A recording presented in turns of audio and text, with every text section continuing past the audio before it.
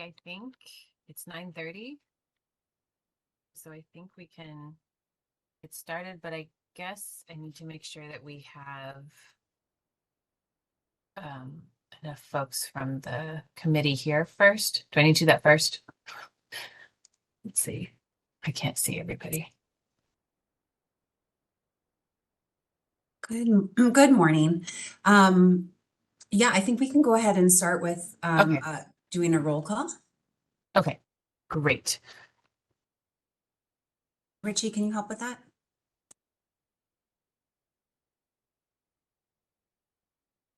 Yes. Lee Farron, Here. Tess Carey,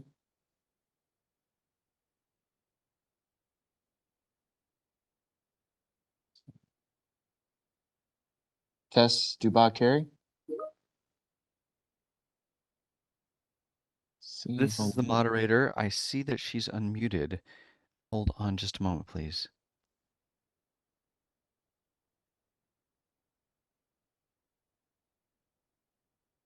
Tess, if you're available. Can you hear me now? Yep. Okay, sorry, I'm not sure how the settings clicked differently, but we got it. Sorry. Thank you. Joseph Holt. Present. Robert Boykin is absent. Kansen Chu. Looks like we do not have Kansen Chu. Melanie Delgado.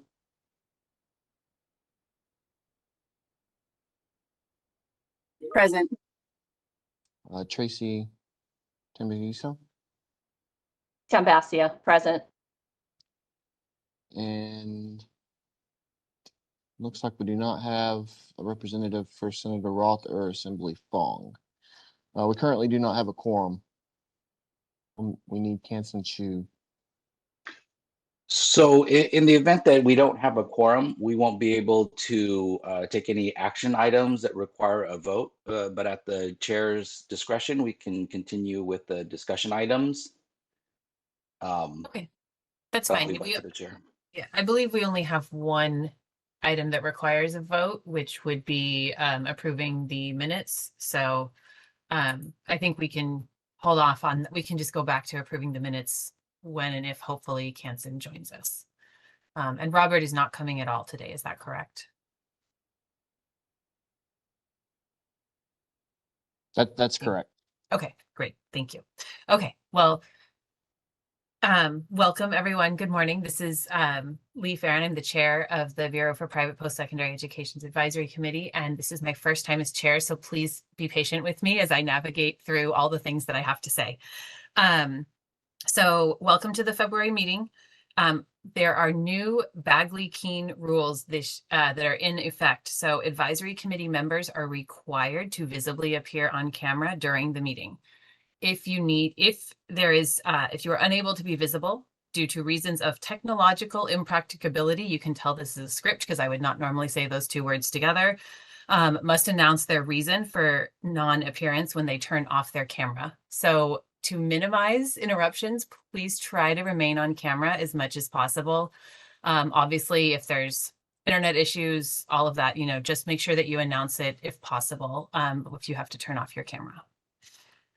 It's a new thing. We're trying it out. We'll see how, we're not trying it out. We're required to do it, and we'll just hope that it goes smoothly.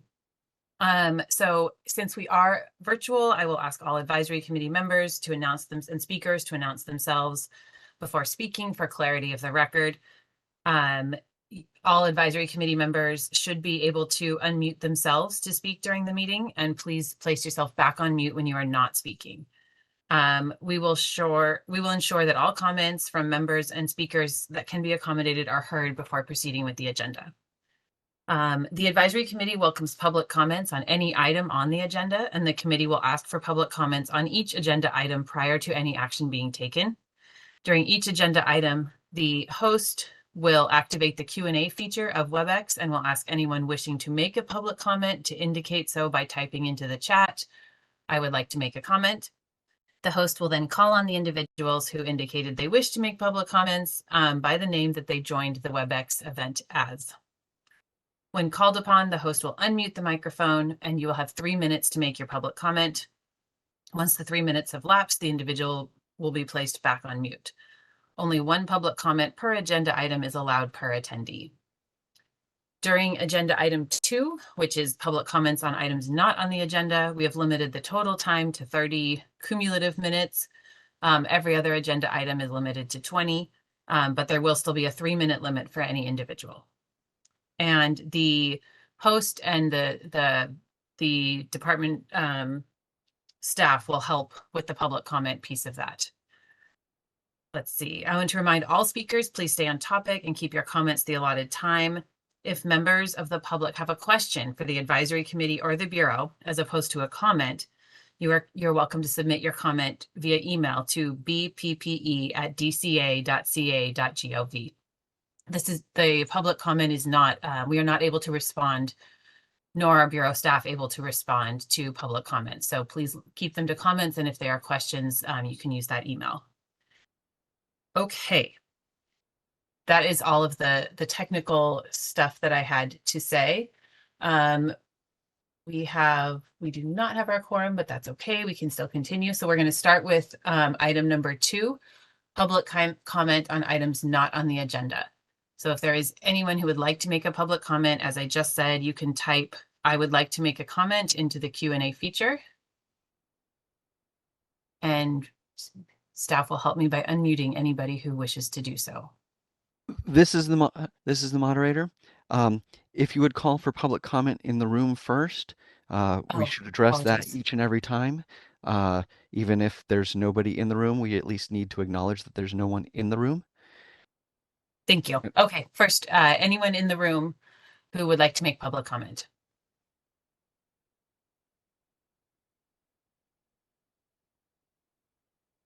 Since I can't see the room, I'm assuming someone will tell me if there is someone there. There's no one in the room.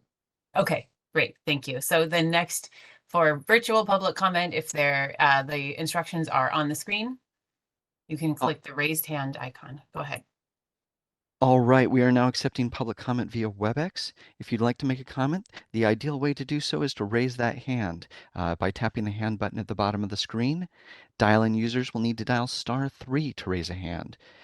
We will call on people in the order we have requests, and as stated before, you'll be given 3 minutes to speak and a 30-second warning.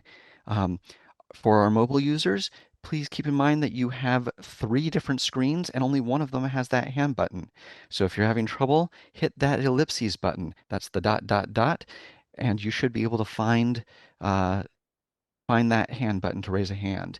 I have the Q&A option available. If you have a technical question for me, if you're having trouble raising your hand or anything like that, I can address you there.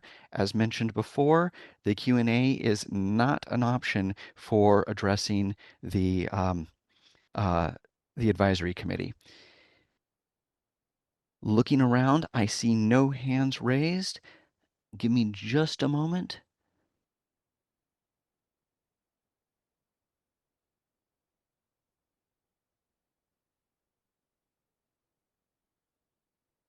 All right. For our person signed in as WebEx Paralegal, you will not have the option to turn on your camera. But if you have a question or a comment for items not on the agenda, please raise that hand and we will address you. We're going to take another second to look around.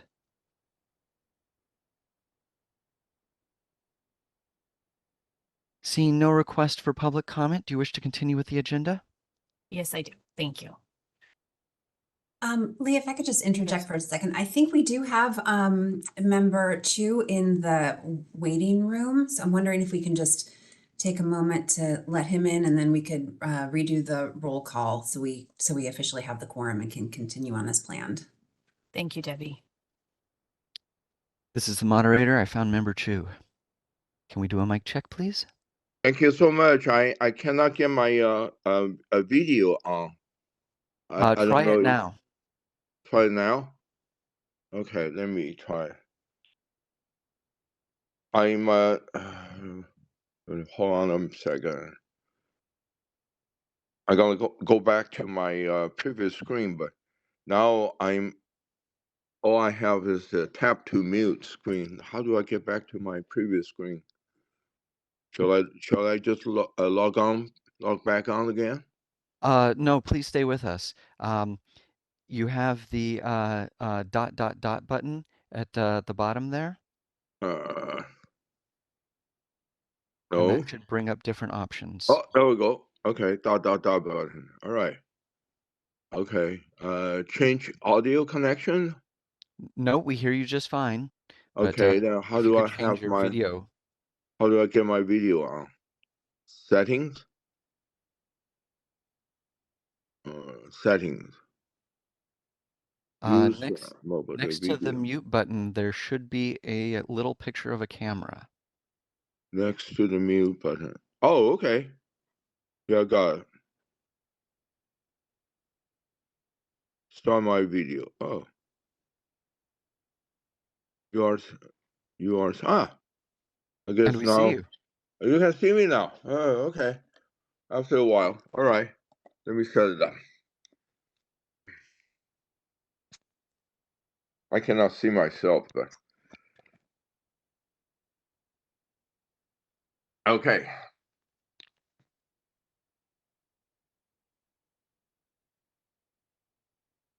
You still see me? Or Yes, you look hello? good. All right. Whew. Okay, thank you, everyone. So I think we should do another roll call to establish a quorum.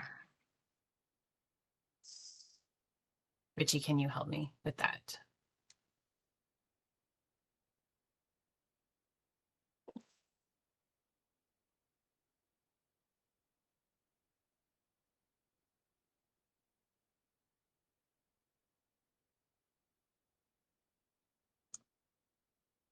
I don't know. Hold on, we're going to get Richie back in just a moment. Okay.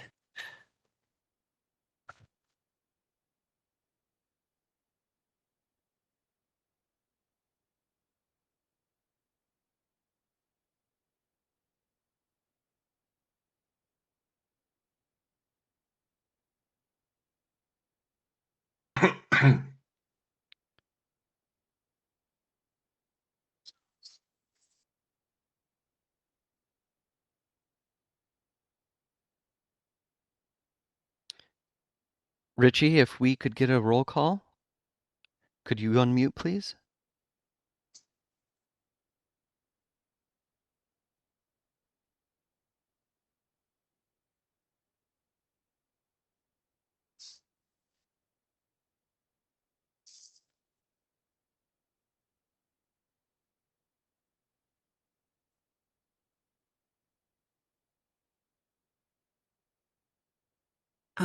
It looks like Richie might be dealing with something in the room. So I'm available. I'm sorry. okay. No, no Lee problem. Farron, Here. tested by Carrie, Here. Joseph Holt, Present. Robert Boykin is absent, Kansen Chu, Here. uh, Melanie Delgado. Here. Tracy Tambasisa, sorry, I mispronounced that again. Here, you got it. And then no representative for Senator Roth or Assembly Member Fong. And we do have a quorum now. Wonderful. Thank you so much. Okay, so we now moving back to agenda item 3, the review and approval of the November 8th, 2023 Advisory Committee meeting minutes. Need a motion? I'll move. Okay. A second to approve? I'll second. Okay. Any discussion? I have a minor correction. Okay. On page 9, near the top, I believe there's a slight error. It says Mr. Ryder, and I think it should read Ms. Ryder. That's correct. That's all. Okay. So the motion to approve as amended?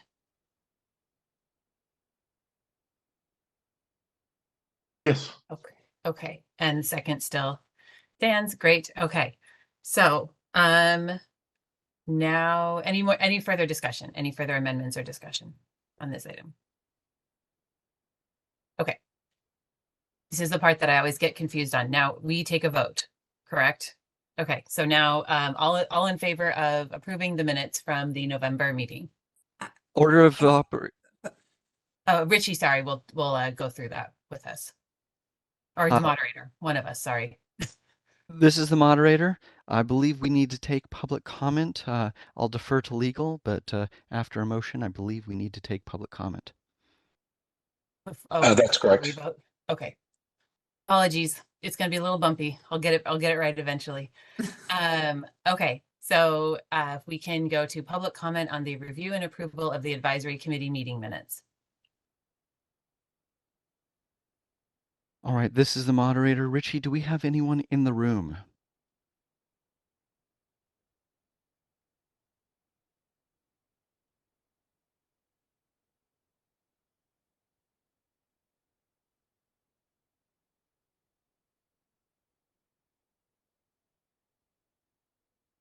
Your connection is poor.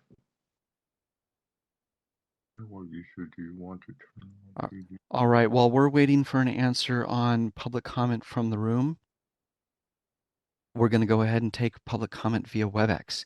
If you'd like to make a comment, please raise that hand by tapping the hand button at the bottom of your screen. Dial-in users dial *3 to raise a hand, and we will call on people in the order we have requests. As mentioned previously, you will be given 3 minutes to speak with a 30-second warning.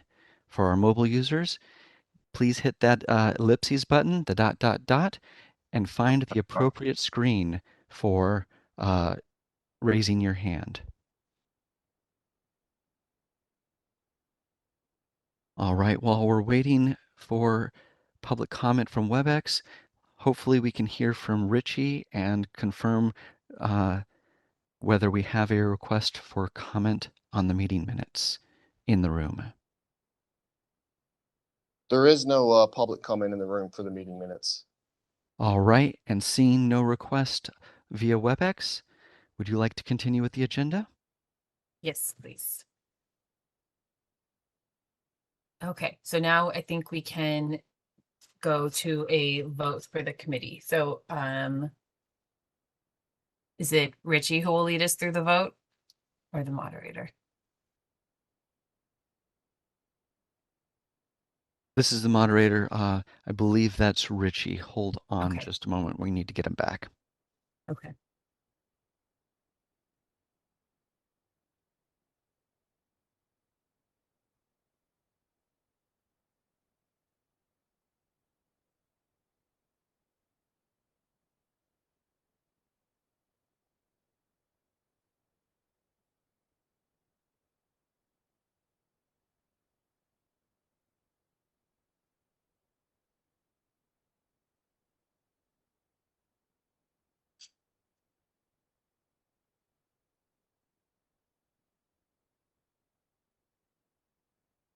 Madam Chair, are you available to call the roll?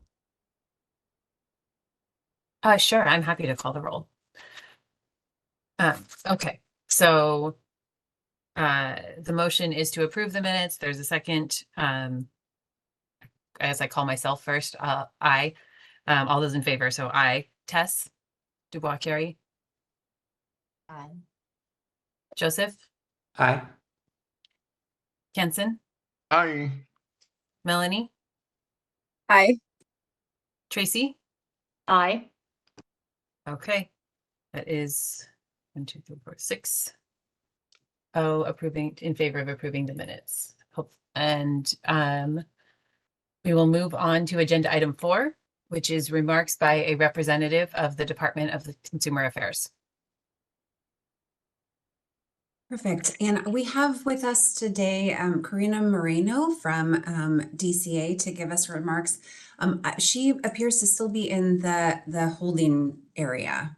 So if we can let her in to become a panelist, I'm sure she'd be happy to share her update.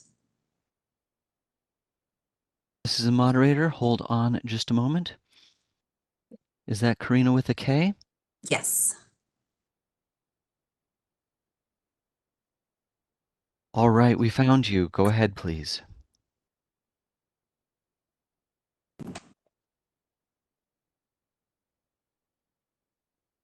Good morning. Good morning.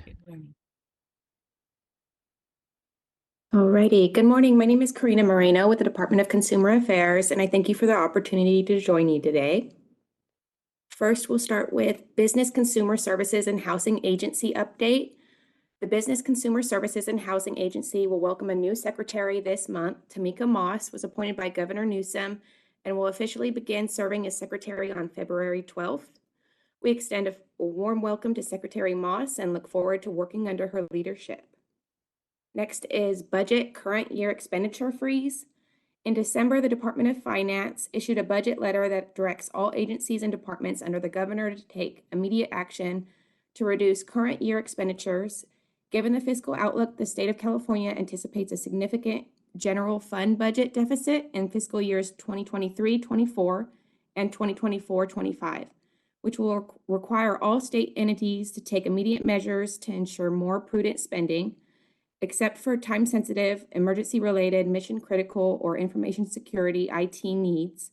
Immediate actions include the cancellation of all non-essential travel, such as participations in seminars, conferences, and training both in-state and out-of-state. Boards should immediately review all spending and determine where savings can be realized. Specifically, when planning meetings, it is important boards conduct a cost analysis to determine the most economical option for the state. Please remember that when traveling, you need to consider all forms of transportation and hotel accommodations to determine the most economical option for the state. DCA has issued further guidance to leadership about exemption requests for purchases, contracts, and travel. DCA appreciates your partnership as we work together to reduce costs. If you have any questions, please contact the board and Bureau Relations. Next is the DEI update. The Diversity, Equity, and Inclusion, also referred to as DEI Steering Committee, held its quarterly meeting on December 15, 2023. The committee reviewed a draft DEI intranet webpage for employees, re-elected its chairperson and vice chairperson for 2024, and discussed DEI trainings. After approval at the meeting, the committee announced the launch of the DEI internet page to the department staff. This page provides a centralized location with DEI-related tools and information and real-time updates on the department's DEI activities for all employees.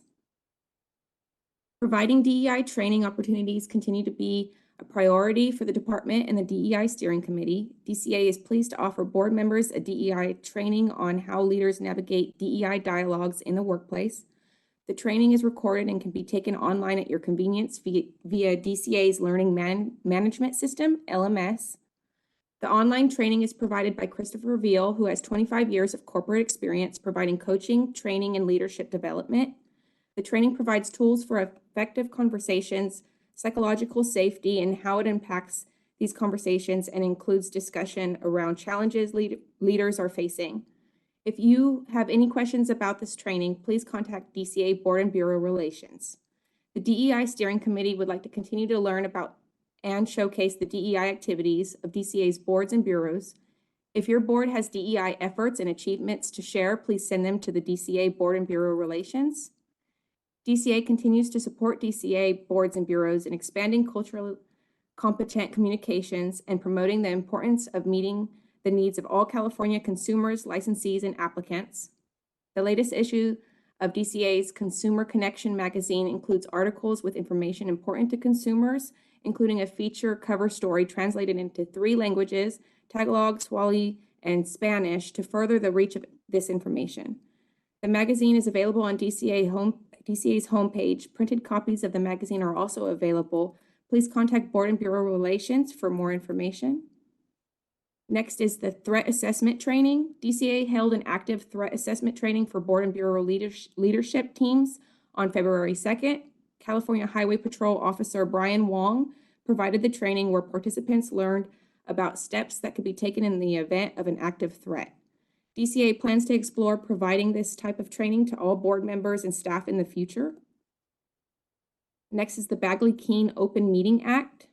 On February 2nd, DCA provided guidance on the Bagley-Keene Open Meeting Act amendments to the teleconference meeting requirements, which took effect on January 1st, 2024. To DCA Board and Bureau leadership, the guidance provides a general overview of the traditional in-person and teleconference meeting requirements and a detailed discussion of the legal requirements and best practices for conducting meetings using the 2 new teleconference meeting procedures. DCA is here to help boards and bureaus navigate the new requirements. Please direct any questions about the requirements to the teleconference meetings to Board and Bureau Legal Counsel. Next is the legislative implementation update, federal professional licensee portability and state registration. The department successfully developed and launched a new process and portal in support of service members and their families following the new federal and state laws passed in 2023. Known as the Federal Professional License Portability and State Registration Portal, this new DCA online portal allows boards and bureaus to accept online requests from military service members and their spouses who currently hold a valid license in good standing in another state, district, or territory to register their practice in California within the same profession or vocation if they relocate to California because of military orders. This online portal allows DCA boards and bureaus to timely receive, track, and review requests to ensure compliance with federal and state law. Registrations are required to be approved within 30 days of board and bureau receiving the necessary documentation. In addition, DCA's military resources webpage and board and bureau licensing webpages were updated with federal professional license portability and state registration information. Currently, there are 21 individuals who have registered using this portal and are authorized to practice in California. DCA has shared the new portal with representatives from the U.S. Department of Defense, California's Governor's Military Council, California Department of Veteran Affairs, and the California Military Department, as well as relevant legislative committee staff. DCA also provides an outreach toolkit to each board and bureau to share social media updates and listserv emails regarding the launch of the new portal with stakeholders. SB 372 Menjivar was signed by Governor Newsom in September and became effective January 1st, 2024. This bill requires DCA boards and bureaus to update license records if they receive government-issued documentation demonstrating a legal change of name or gender for gender transition or domestic violence reasons. This bill allows licensees to request their prior name not to be published online in connection with the license or the current name, and establishes a process for individuals to access a licensee enforcement record under their prior name. This required DCA to ensure the previous name does not appear in connection to the new name on the DCA online license search, while also ensuring that any previous disciplinary records follow the individual so consumers can contact the board and bureau to obtain previous discipline information without allowing the new name to be associated with the previous name online. DCA developed a new webpage and global form that licensees can use to request this new confidentiality. DCA also distributed an outreach toolkit with messaging for board staff to use when receiving questions from licensees and the public. Next, we'll look ahead to the President's training on February 22nd, 2024. DCA invites presidents and vice presidents to attend the department's annual President's training on February 22nd, 2024 from 10 a.m. to 12:30 p.m. This virtual training will outline the role of the board's president, including understanding the scope of the role, managing board members, communicating with the executive officer, and performing administrative duties. This training not only provides valuable information from DCA staff, but it will also include a panel of prior DCA board presidents. Their knowledge and expertise will provide insight into the significant roles a board president and vice president play on DCA regulatory boards. They will also be available to answer questions. This training is not only for members who are new to the role of president and vice president, but also for those who have served in the role for a year or more. Learning from each other is a large part of this training, and an invitation was emailed to all board presidents and vice presidents last month, and we look forward to seeing you soon. Thank you for your dedicated service to protect the consumers of California. I appreciate your time today and welcome any questions from the advisory committee. Thank you. Any comments or questions from the committee members?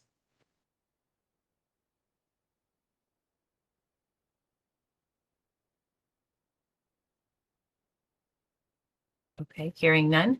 Thank you so much, Karina. We appreciate it. And I'm joining that president's training next week, I think, and I'm excited to learn more about that.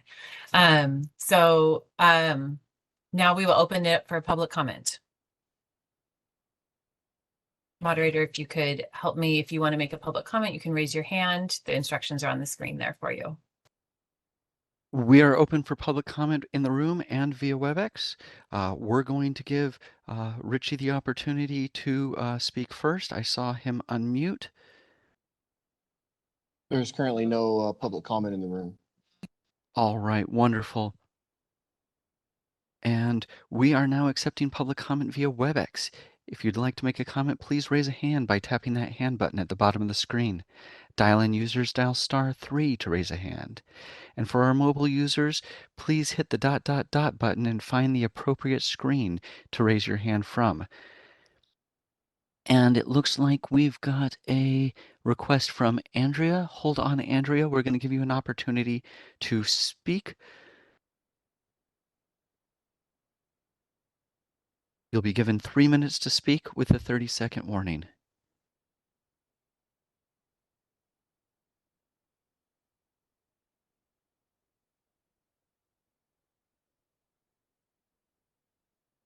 All right, Andrea, I see you've unmuted, but we haven't heard from you yet. Oh, thank you so much, David. Good morning. Thank you for having me here today. My name is Andrea Miranda. I'm with Pristine Barber Academy, a school that's currently under review at the BPPE. I just had a comment today regarding the quality of education unit backlog. I submitted my application in June of 2023, which is currently under review.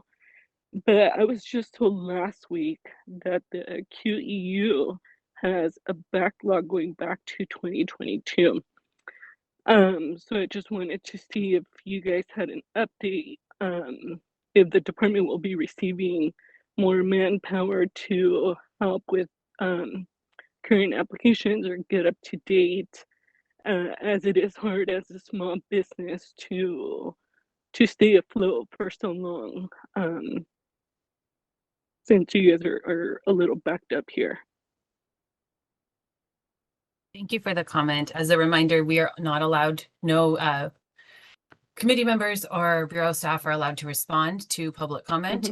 If you would like to ask a question, you may email it to bppe@dca.ca.gov. And this is public comment on agenda item 4, which was remarks by a representative of the Department of Consumer Affairs.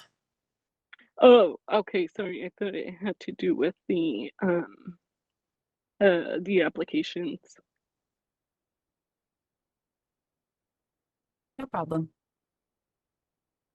All right. Seeing no other requests for public comment, do you wish to continue with the agenda? Yes, please. Thank you. Okay, we're moving on to agenda item 5, and this is the agenda item that has 8 subparts. So we will start with 5A, which is the IT system project. Perfect. And we're joined by Jason Piccioni to give this update. Thank you, Bureau Chief Cochran and members. My name is Jason Piccioni. I'm the Chief Information Officer for Department of Consumer Affairs. And probably more importantly for this group, I've become very involved in this IT system in recent, the last year or so, as I've talked to you over the past 3 or 4 meetings. I'm going to give a very short update and I just want to tee it up that this particular 5A item will continue to be short over the next few meetings, simply because the activities that we're currently executing, or the activities that we're currently focused on, are deep into technical data conversion. And so we won't have a lot of updates with regard to large-scale deployments or large-scale functionality coming out, as these activities are longer in time. And so I just wanted to kind of tee that up. But the quick update for today is we have made good strides in creating a culture at Private Post, or a pivoted culture at Private Post, of how we're going to design, look to, and convert our current sales system to the new Connect system. And that is really illustrated by a meeting that was held and attended by folks across Private Post a 2 weeks ago, which was our kickoff for these conversion activities. And I bring it up because culture and widespread active ownership in these activities are what's going to make it successful. And Chief Cochran has really pushed these ideas. And so that meeting was the kickoff. It was a good meeting, and will pay dividends in the end across a larger swath of private post-secondary subject matter experts and participation in the conversion and system design activities. So that's all my update. Again, these will be short through the next couple of meetings to when we deploy in the late fall, early winter timeframe of 2024. So thank you very much. I will say that I don't want to steal the thunder of the Striff update that's later, but there's good numbers showing in that area that I'll just tee up for Yvette or whoever is going to provide that. So thank you very much. I'm happy to take questions. Thank you. You're creating the excitement amongst all of us. Any comments from the committee members or questions?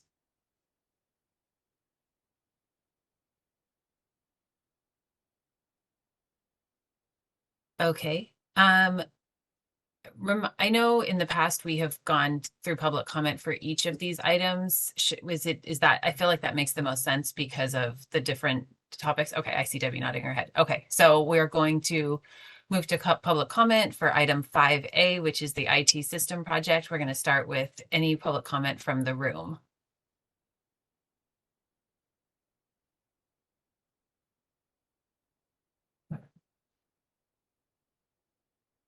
This is the moderator. While we wait to hear from Richie about presence in the room, we'll take public comment online. So as a reminder to our folks on WebEx, please raise a hand by tapping that hand button at the bottom of the screen. Dial-in users dial *3 to raise a hand. And mobile device users hit that ... to find the appropriate page to raise a hand. Anyone who wishes to speak will be given 3 minutes to speak and a 30-second warning before their time expires. Looks like they're having technical difficulties in the room. We'll hold on for just a moment longer.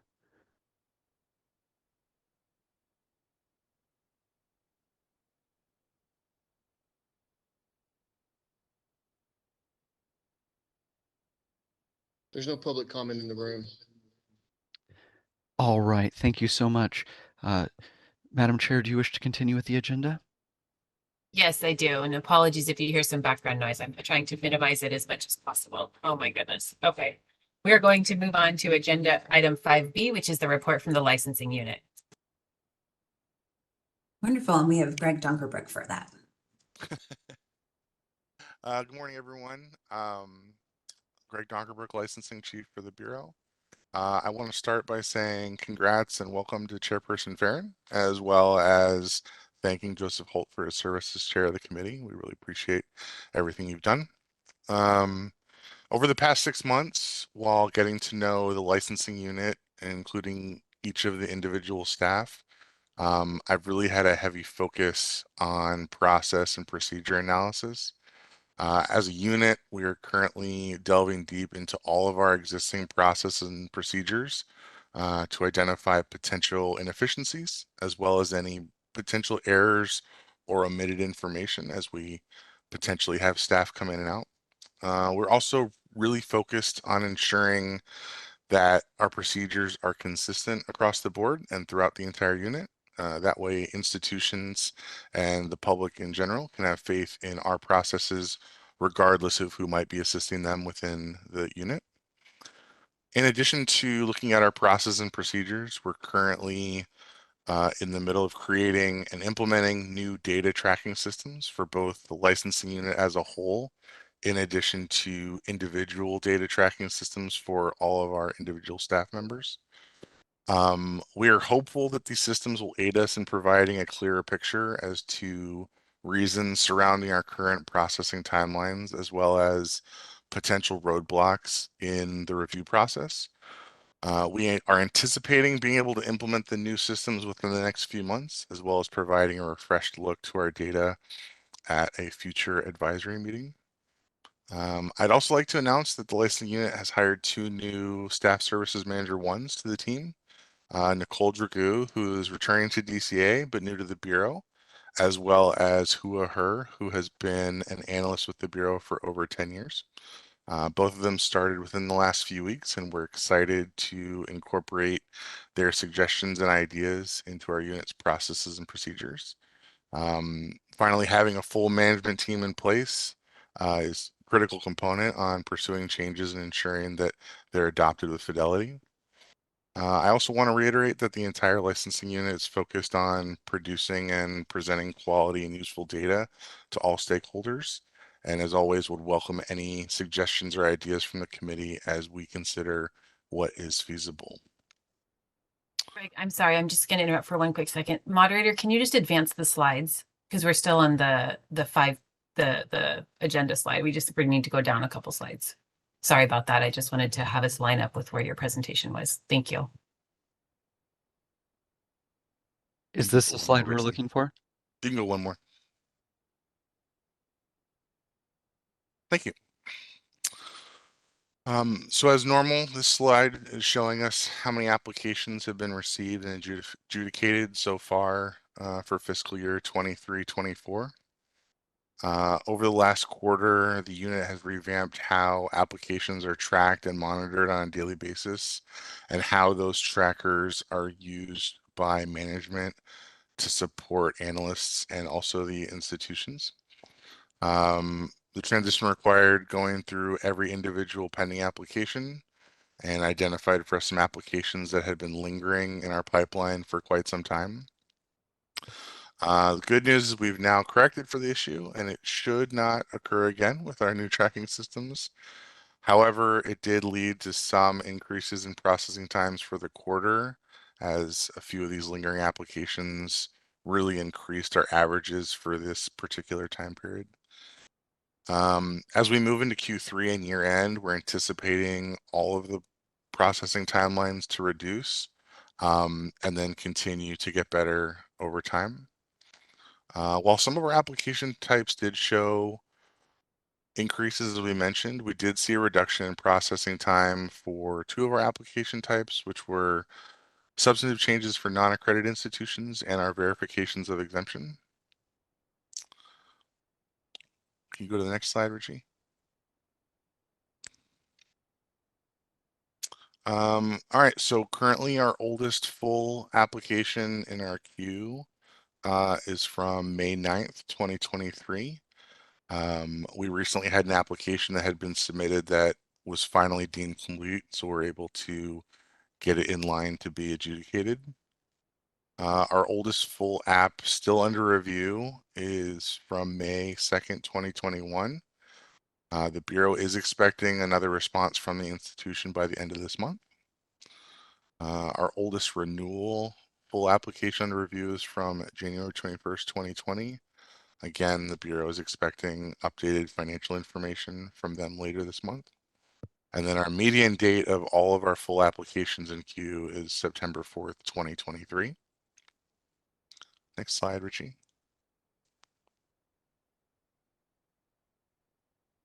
Again, here we have our statewide population totals We have a total of 1,830 locations, which represents 977 main locations, 352 branches, and 501 satellites. Of those locations, 426 by means of accreditation, 526 full non-accredited approvals, 27 provisional approvals, and 89 out-of-state registrations. Next slide, Richie.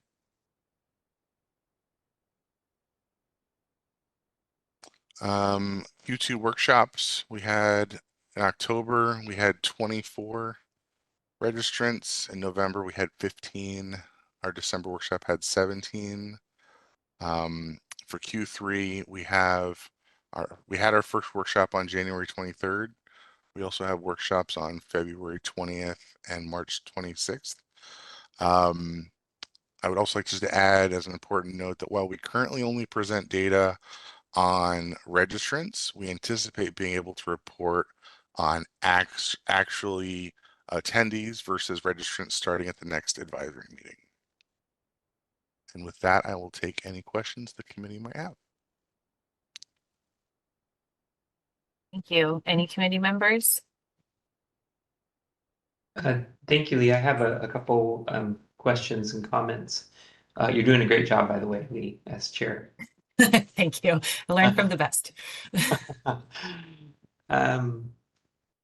First question, an application that is in queue, I'm confirming my understanding, that means that they have not yet been assigned to an analyst, that application has not been assigned to an analyst. Is that correct?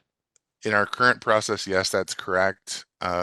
We are potentially looking at ways where we can improve our processes so that hopefully down the road in the future we won't have a queue, we can just get them assigned, but currently that's our process. And when an app has not yet been assigned to an analyst, has your team done any work at all? Like, does anything happen prior to being assigned to an analyst? Yeah, when it's intaked by our office technician, they actually review that all parts of the application have been submitted, but there's no review of the actual information that's contained on the documents. So while we are ensuring that they've at least turned in the component for every part of the application, we really won't know in the quality of the information that's been submitted until it gets to an analyst.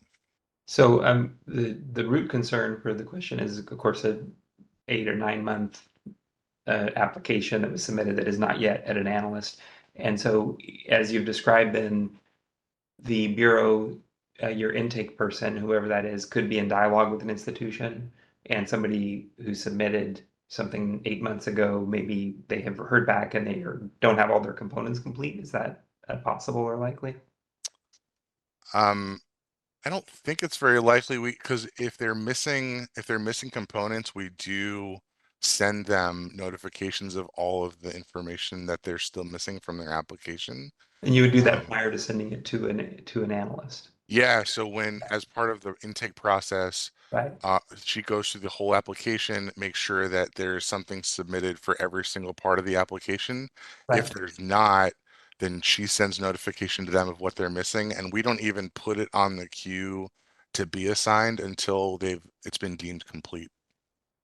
So is the 5923 the oldest full app in your queue? It has been deemed complete and is awaiting assignment to an analyst? Correct, and I'm glad you brought that one up because that one, for example, they didn't actually submit the last part of their application until close to the end of October. So that's when it was like deemed, or end of November. So that's when it was deemed complete and then added to the queue for assignment. So while it does have an older date, prior to that, it was still on our incomplete list and wasn't even in a state to be assigned to an analyst. Okay, and then that leads to my sort of a summary comment and encouragement. You mentioned that you're looking at your systems and processes and more accurate reporting. We in past as a committee, we've talked about like a chess clock analysis, like whose ball is the court in at any one point. A couple ideas around that. First, you have the app date in this case, but you would want to measure a complete date. So this quote oldest app in the queue is in October rather than May. Because as you can see, beyond this, the difficult experience that schools have with very long approval timelines, particularly full approvals, the optics for when was that application complete it's materially important, right, to include that. Sure. And then second, of all of the outstanding, all of those that are in progress, right, that are being analyzed, an aggregate proportion of how many of those the ball is in your court. The chess clock analysis is very complex, right, and difficult to do. It probably would be relatively easy to say of all of our pending applications or those that are in process, the 424 of those, what proportion of them you have what you need from the school and you guys are working on it? Right? And then what proportion we don't have what we need. So of those 424, are you guys have what you need for 300 of them and 100 schools need to do work on their side? Or is it the inverse? That's an important metric I think you could report on. Sure. I appreciate the feedback.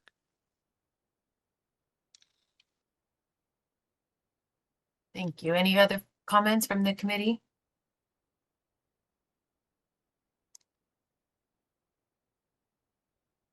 Okay, then we will open it up for public comment on item 5B, the licensing report. We'll start with the any public comment from the room if they're available. All right, this is the moderator.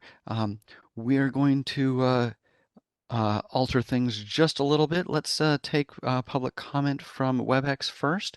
Please raise those hands by tapping the hand button at the bottom of the screen. Dial-in users will need to dial *3 in order to raise a hand.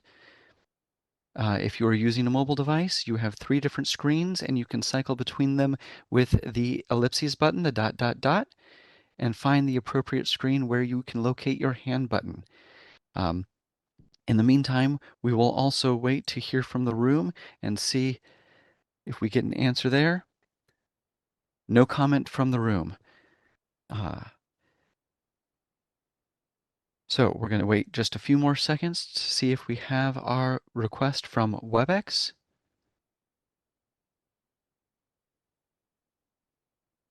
All right, it looks like we have a request from George. Hold on just a moment, George. We're going to send you a request to unmute your microphone. You'll be given 3 minutes to speak with a 30-second warning.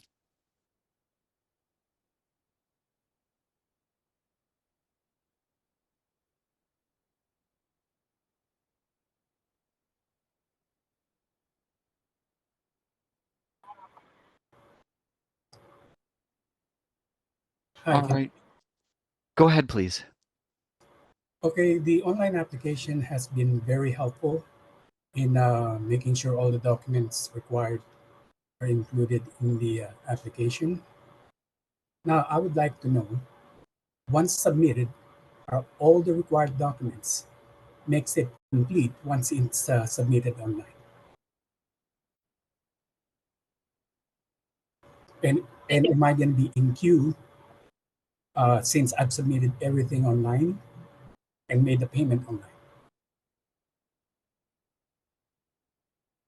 Thank you for the comment. As a reminder, Bureau staff and committee members cannot respond to public comment.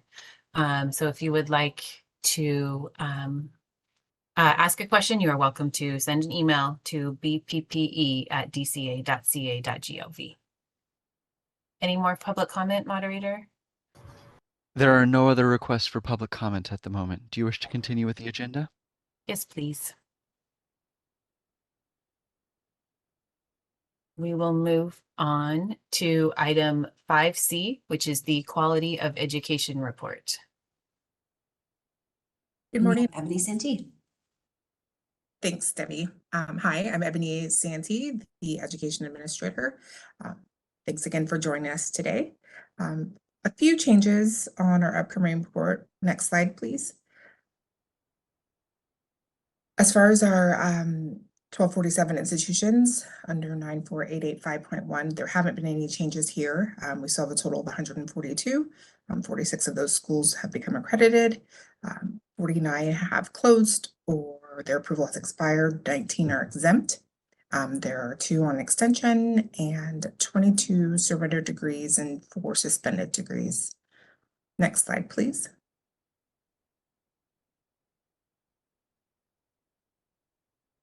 We see a few changes from our last presentation.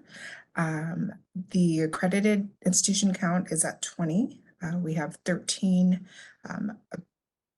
closed or expired schools. We have 2 exempt schools. We now have 18 surrender degrees. It was 16 in our last presentation. And we now have 9 suspended degree granting schools, and that was previously 8. Pursuing accreditation, we do have 27 institutions for a total of 89 institutions. Our next slide just summarizes these 2 slides showing the totals of those who have obtained accreditation, become exempt, closed, surrendered their degree programs, or suspended their degree programs. And our last slide shows a breakdown of the number of institutions per accreditor. And that's all for today. Thank you.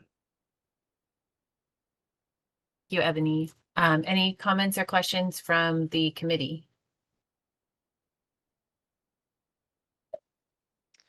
I have a question. Hello, Ebony. Could you please, or request, I should say, if you could include, we've seen the reports regarding the accreditation and the legislation, and that's been, working through the system over the last several years.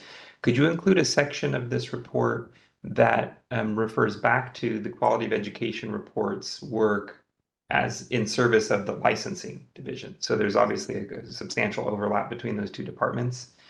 And I think the committee would benefit from seeing some visibility into the QOE work for the full approval licensing queue. Thank you.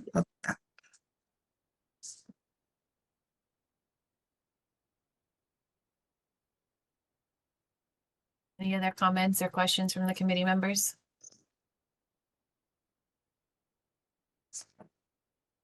Okay.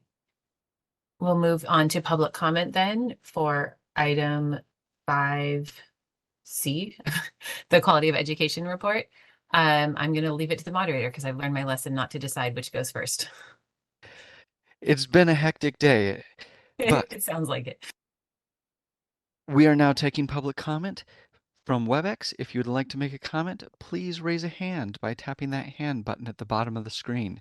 Dial-in users dial *3 to raise a hand, and we will call on people in the order we have requests. Mobile device users, you might need to hit that ... and find the appropriate page in order to find your hand button. Also looking for an indication from the room while we wait to see if we have online comments. All right, I am being told that there are no comments from the room. So with that, we're going to give it just a few more seconds for someone to raise their hand or type the word comment into the Q&A box before we move on. Seeing no request for comment, do you wish to continue with the agenda? Yes, please. We will move on to item 5D, which is the annual report update. And I know we'll stop between D and E, but just for the next 2 sections, we'll have Elizabeth Elias present. Good morning, members of the committee. It is my great pleasure to announce that we have filled an additional vacancy in the annual report compliance unit, and we welcome George Green to the Bureau. He has been quick on his onboarding, and we are really happy to have him. The next slide. The annual report portal was opened on August 1st, 2023, and the annual report for the 2022 year was due December 1st, 2023. Institutions are reminded that all components are required for the annual report to be deemed complete. Next slide. This next slide demonstrates the number of institutions who initiated the process to submit an annual report. It does not indicate the report was actually submitted timely. But what we can see is that due to the Bureau's outreach and enforcement efforts in the past year, that for the 2022 annual report, there was an additional 85 institutions who actually began working on the report by the due date compared to the number of institutions in 2021. So that's fantastic. Next slide.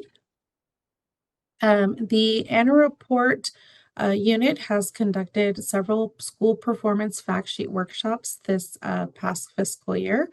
Workshops are aimed at facilitating institutions and comprehending the Bureau's laws and regulations concerning school performance fact sheets. The next workshop is scheduled for February 23rd, 2024. I do want to applaud the annual report team for their hard work and commitment in driving our collective progress forward. This does conclude my report for the annual report unit. Are there any questions? I have a question. Elizabeth, thank you for the update. I'm sure you've covered this before, but if you could help me understand. So what happens when an institution does not submit an annual report or does not respond to follow-up requests? What is the process that your office takes? If an institution fails to submit their annual report, that information is provided over to our discipline unit, who then will issue a citation to an institution. The citation will have an administrative fine and an order of abatement. The order of abatement will require the institution to submit their annual report in addition to the fine.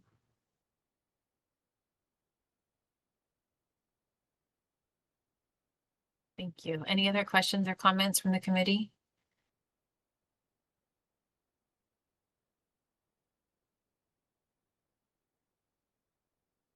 I just wanted to mention it, that the number of institutions in 2022, that the reduction in number of institutions that started the submission late is like striking, and that sounds like that's a lot due to your outreach, which is great. So it's nice to see that. Okay. Yeah, of course.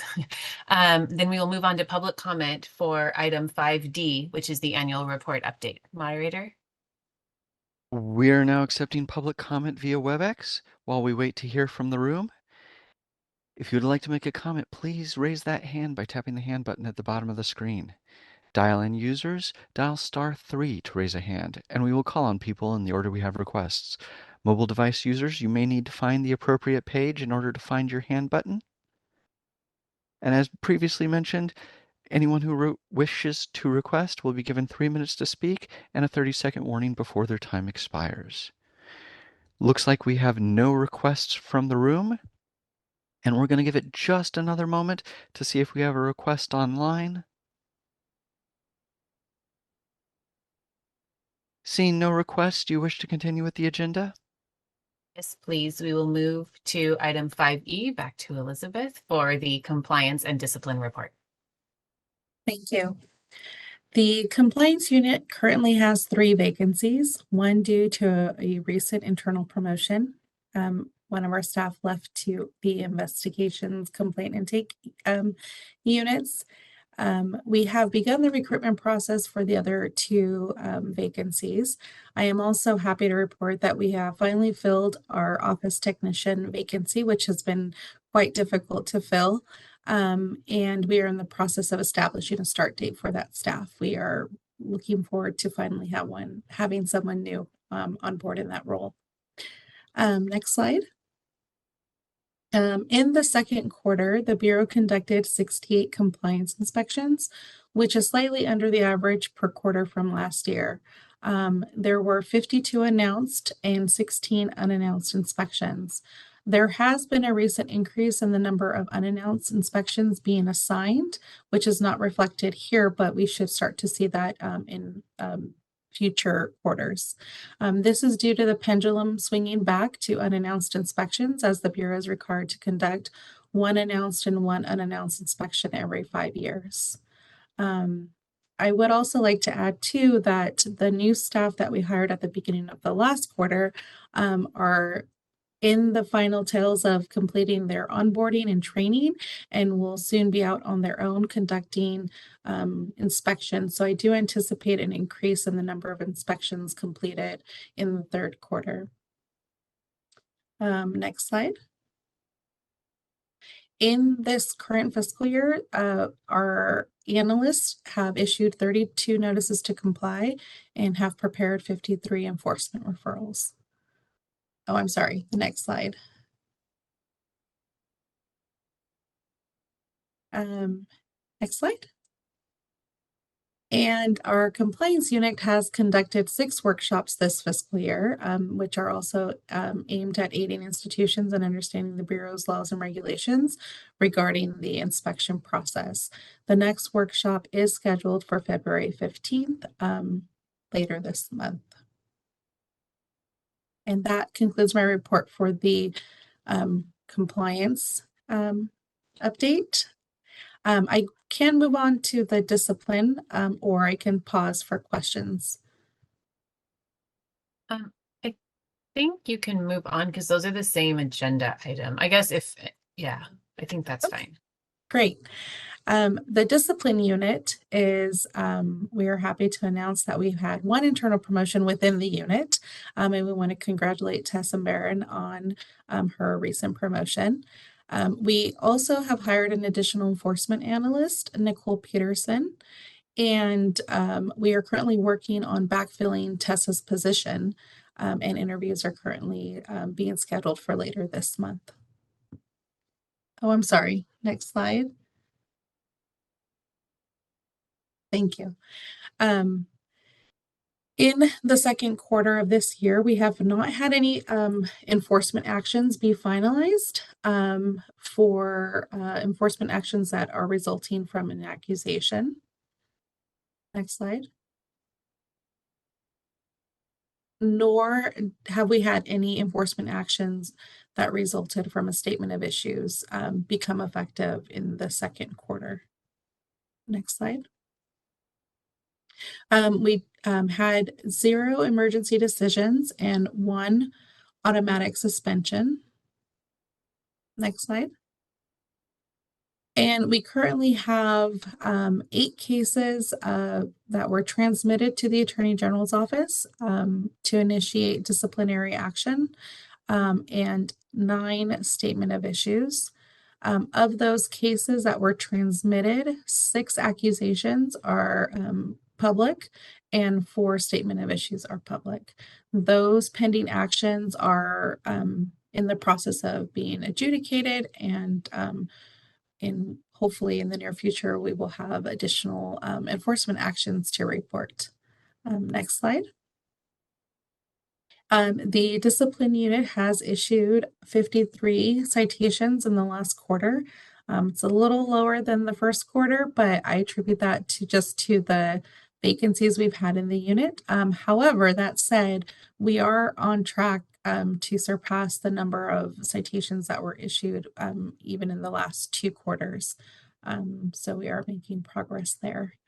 And that concludes my report for the discipline unit.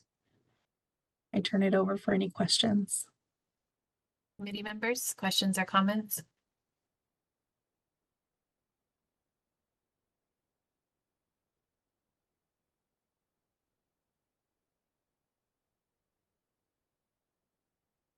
Okay. Oh, I'm sorry. I did miss one slide.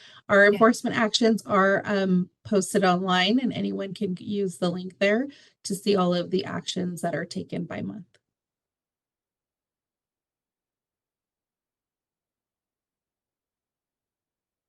Thank you. Thank you. Any comments or questions from the committee? Okay. Hearing none, we will move to public comment for item 5E, which is the compliance and discipline report. All right, we are open for public comment on 5E. While we wait to hear from the room, we're going to take public comment via WebEx. If you'd like to make a comment, please raise that hand by tapping the hand button at the bottom of the screen.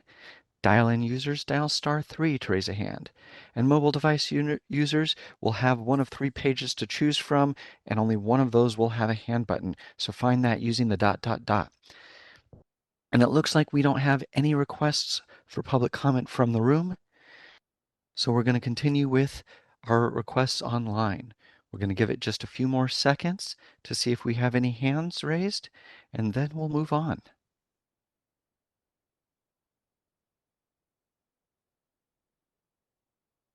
Seeing no requests online, do you wish to continue with the agenda? Yes, please. We will move on to agenda item 5F. Oh my gosh, the complaint and investigation report. Perfect. And we have Daniel Rangel.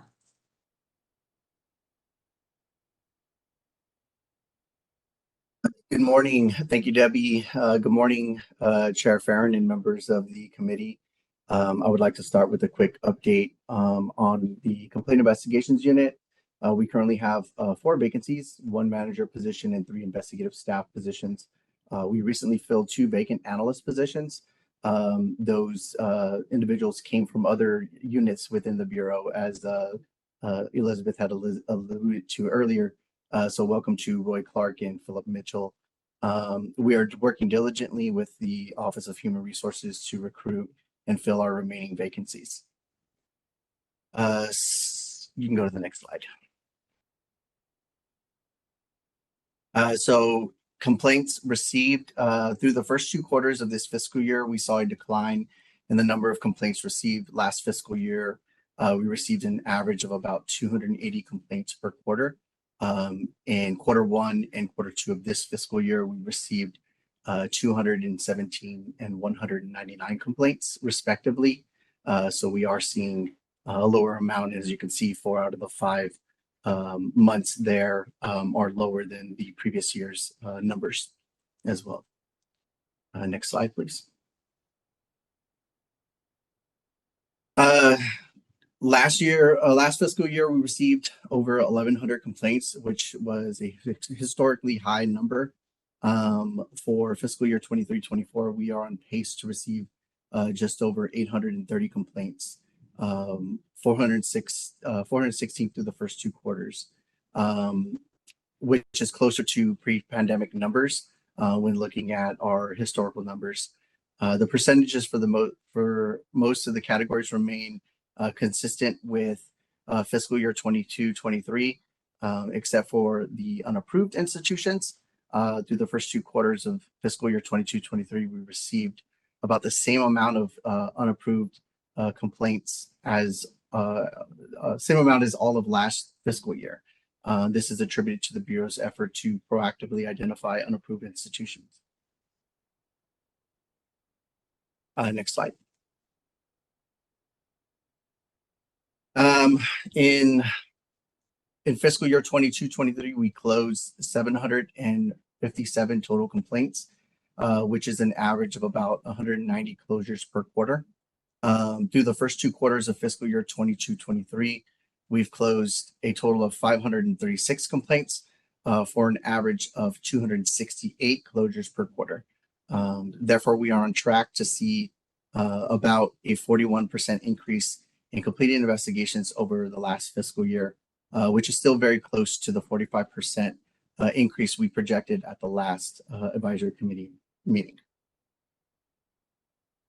Next slide, please.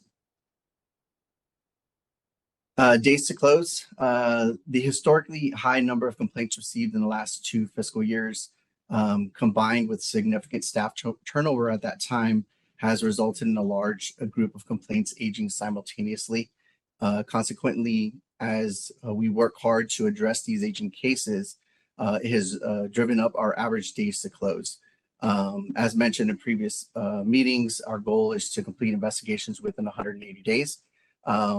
As of the end of our last full fiscal year, 22-23, we were meeting that goal. We had an average of completed investigations of 179 days. However, this number, in accordance with DCA performance measures, includes cases closed at intake. Though at the request of committee members, we have provided the average days to close an investigation, excluding cases closed at intake, which is 309 days. I'll be the first to acknowledge that we need to improve this number, and as evidence in our significant increase in completed investigations, we are moving in that direction. Next slide, please. This is the breakdown of our case closure disposition. For the most part, the percentages for each category are consistent with fiscal year 22-23. However, one area we've seen improvement is in non-jurisdiction closures.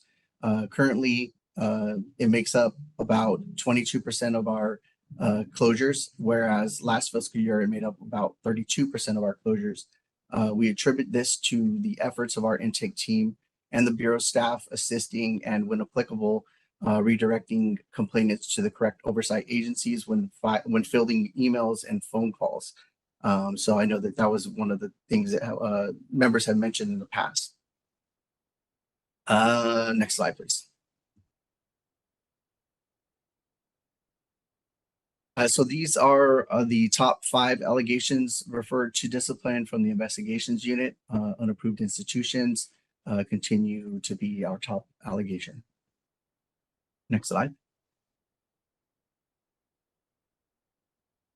Last fiscal year, 22-23, duplicate entry was our highest number at 72 for the year. Through the first 2 quarters of this fiscal year, that number remains low at 17. This is another example of improvements by our intake team, and as suggested by committee members in the past, to provide better instruction to complainants on how to send additional documents to the Bureau after filing a complaint online, rather than filing another complaint resulting in a duplicate complaint.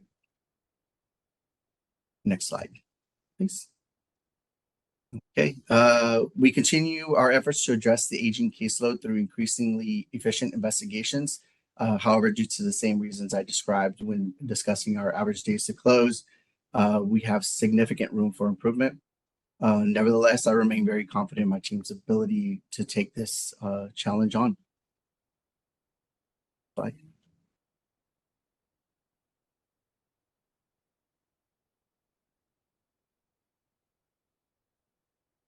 In April 2023, we peaked at about 850 cases pending.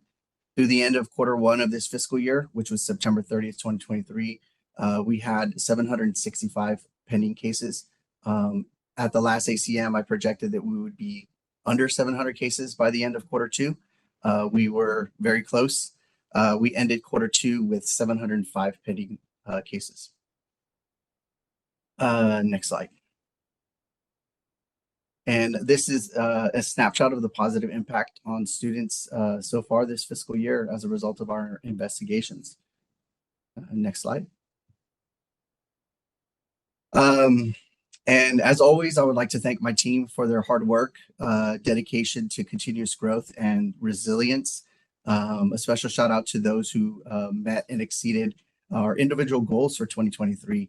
So thank you to Desi, Chet, Alita, Ashley, and Leslie. We appreciate your work. We notice it. I know that there will be more names to add to the list in 2024. That concludes my presentation, and I welcome any questions from the committee. Thank you. Any questions or comments from the committee? This is Tracy. I have a couple of questions.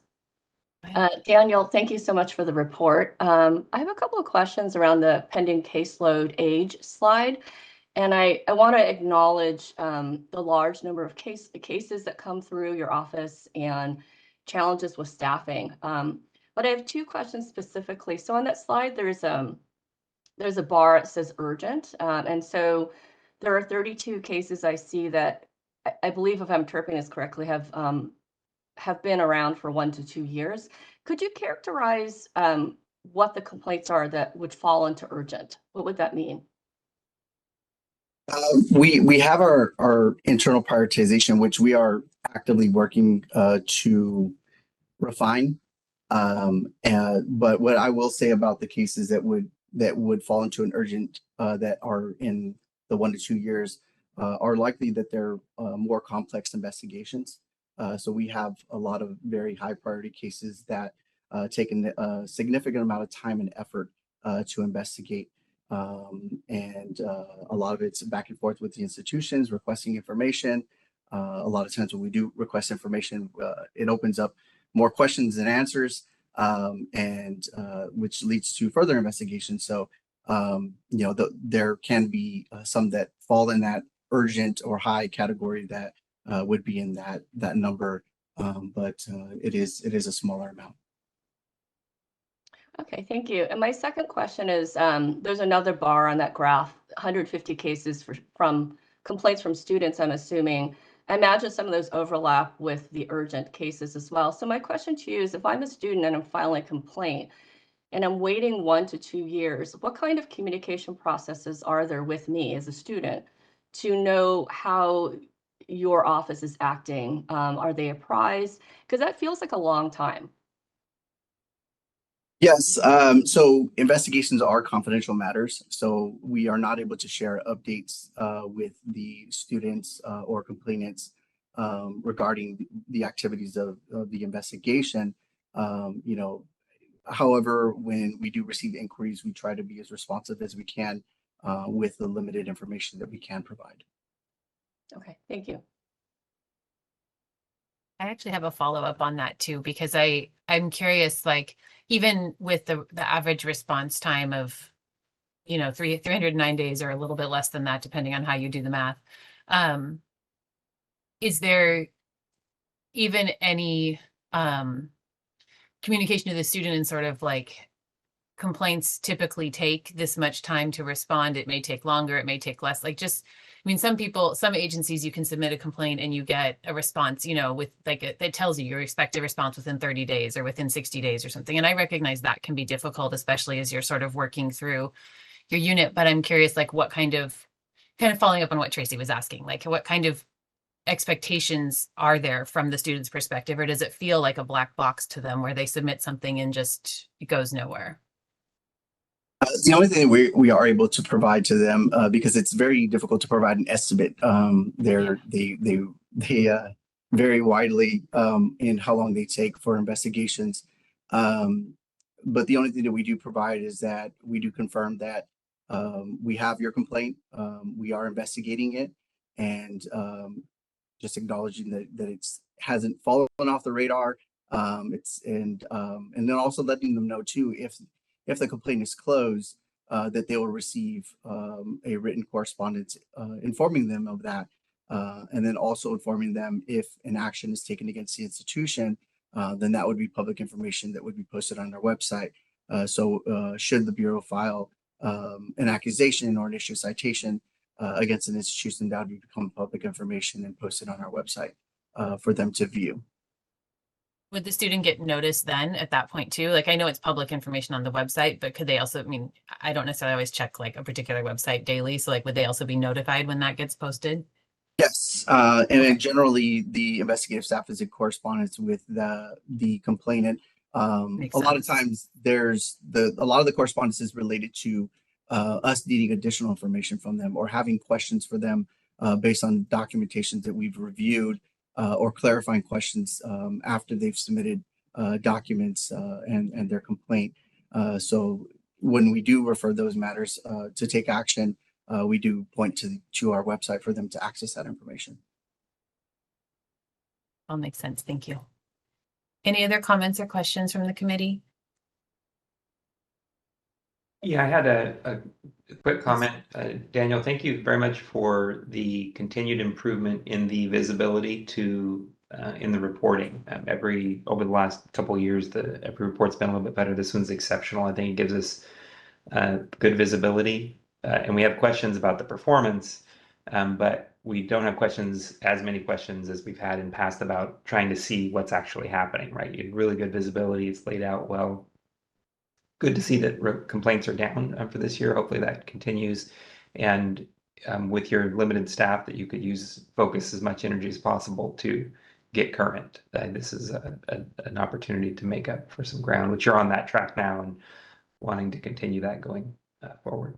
Especially of the new information, especially, I think probably Margaret Ryder had requested it, but that complaints closed at intake is very instructive. It's good to see why those are being closed immediately. That's great visibility. Thank you.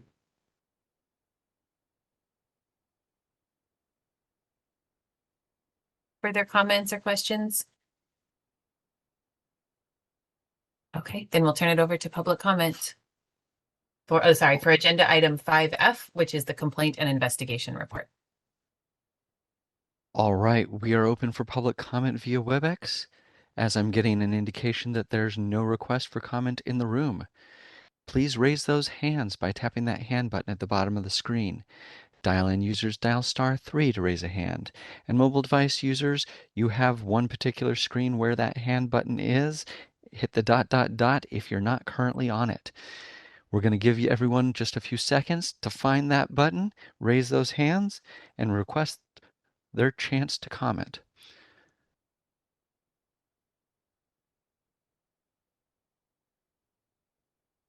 Seeing no request for comment, do you wish to continue with the agenda?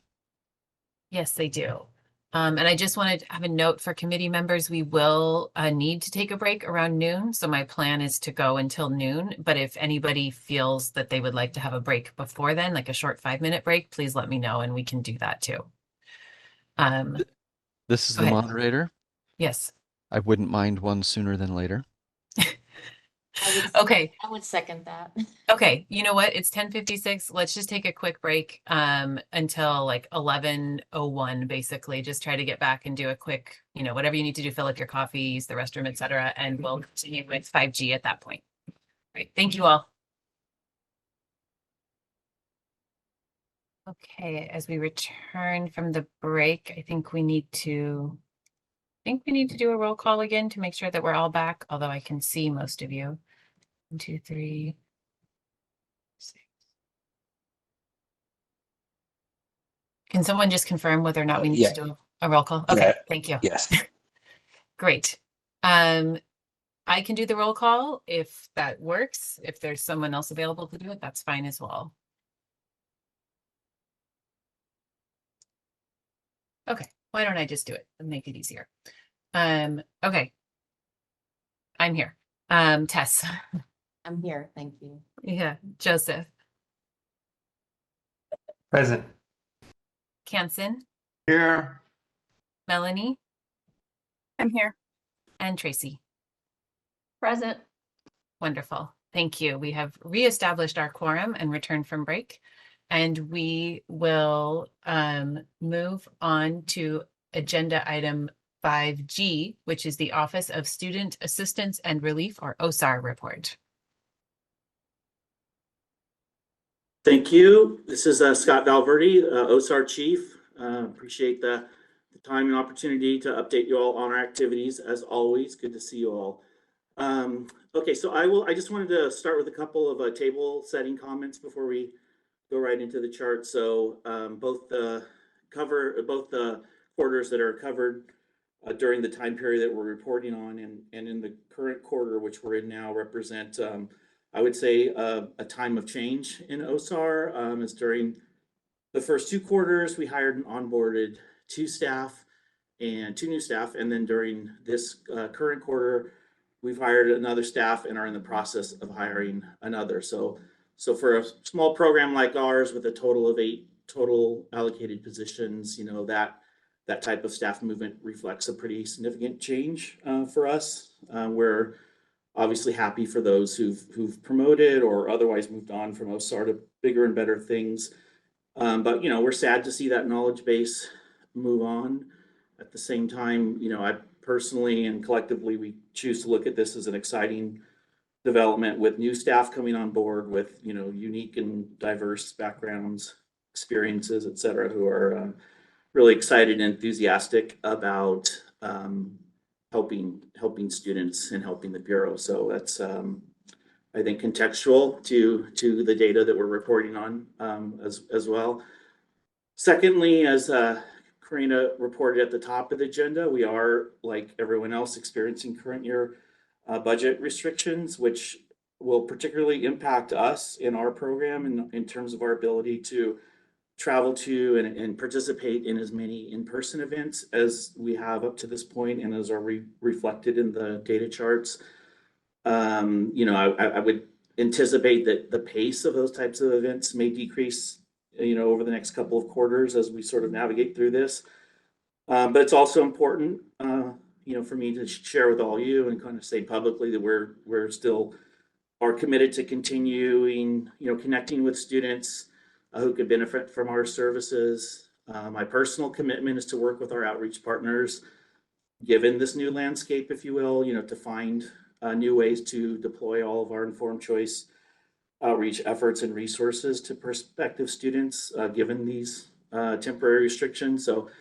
So that commitment has always been there to kind of work with our statutorily mandated partners and other partners that make sense to work with to figure out how to connect with students. You know, we kind of did this through the pandemic and then sort of a semi post-pandemic status, and now with this budget restriction affecting our travel is something that we're actively navigating through, and we'll, like I said, continue to do the work of OSAR, whatever needs to be done. So I wanted to say that. Another just sort of reminder, particularly for those of you who haven't thought about us or looked at our stuff in a while or are new to this group, you know, we're going to go through some detail on our outreach efforts and some numbers and some specific student contacts, but there are a couple sort of hidden, you know, parts of what OSAR does that are very important that interact with many of the other reports you've heard that maybe aren't reflected as much sort of in numerical things, but you know, Yvette's going to do a report on the entire STRIF claim universe. You'll get that level of report and granularity, but sort of at a macro and somewhat micro level. OSAR is very involved in that process as well, supporting it from the outreach side, supporting students who are filing claims and need additional support, and you know, just interdivisional policy as it relates to STRIF claims, and just helping her team as much as possible is a big part of what we do that isn't necessarily captured here. And then also working with the other units, you know, enforcement, closed schools, licensing. We work with all those units very, very closely to determine when and how best to, you know, strategically reach out to these students who are impacted in various ways. And so that's always sort of an ongoing objective of ours as well. So with that said, if we can go into the charts, next slide, please.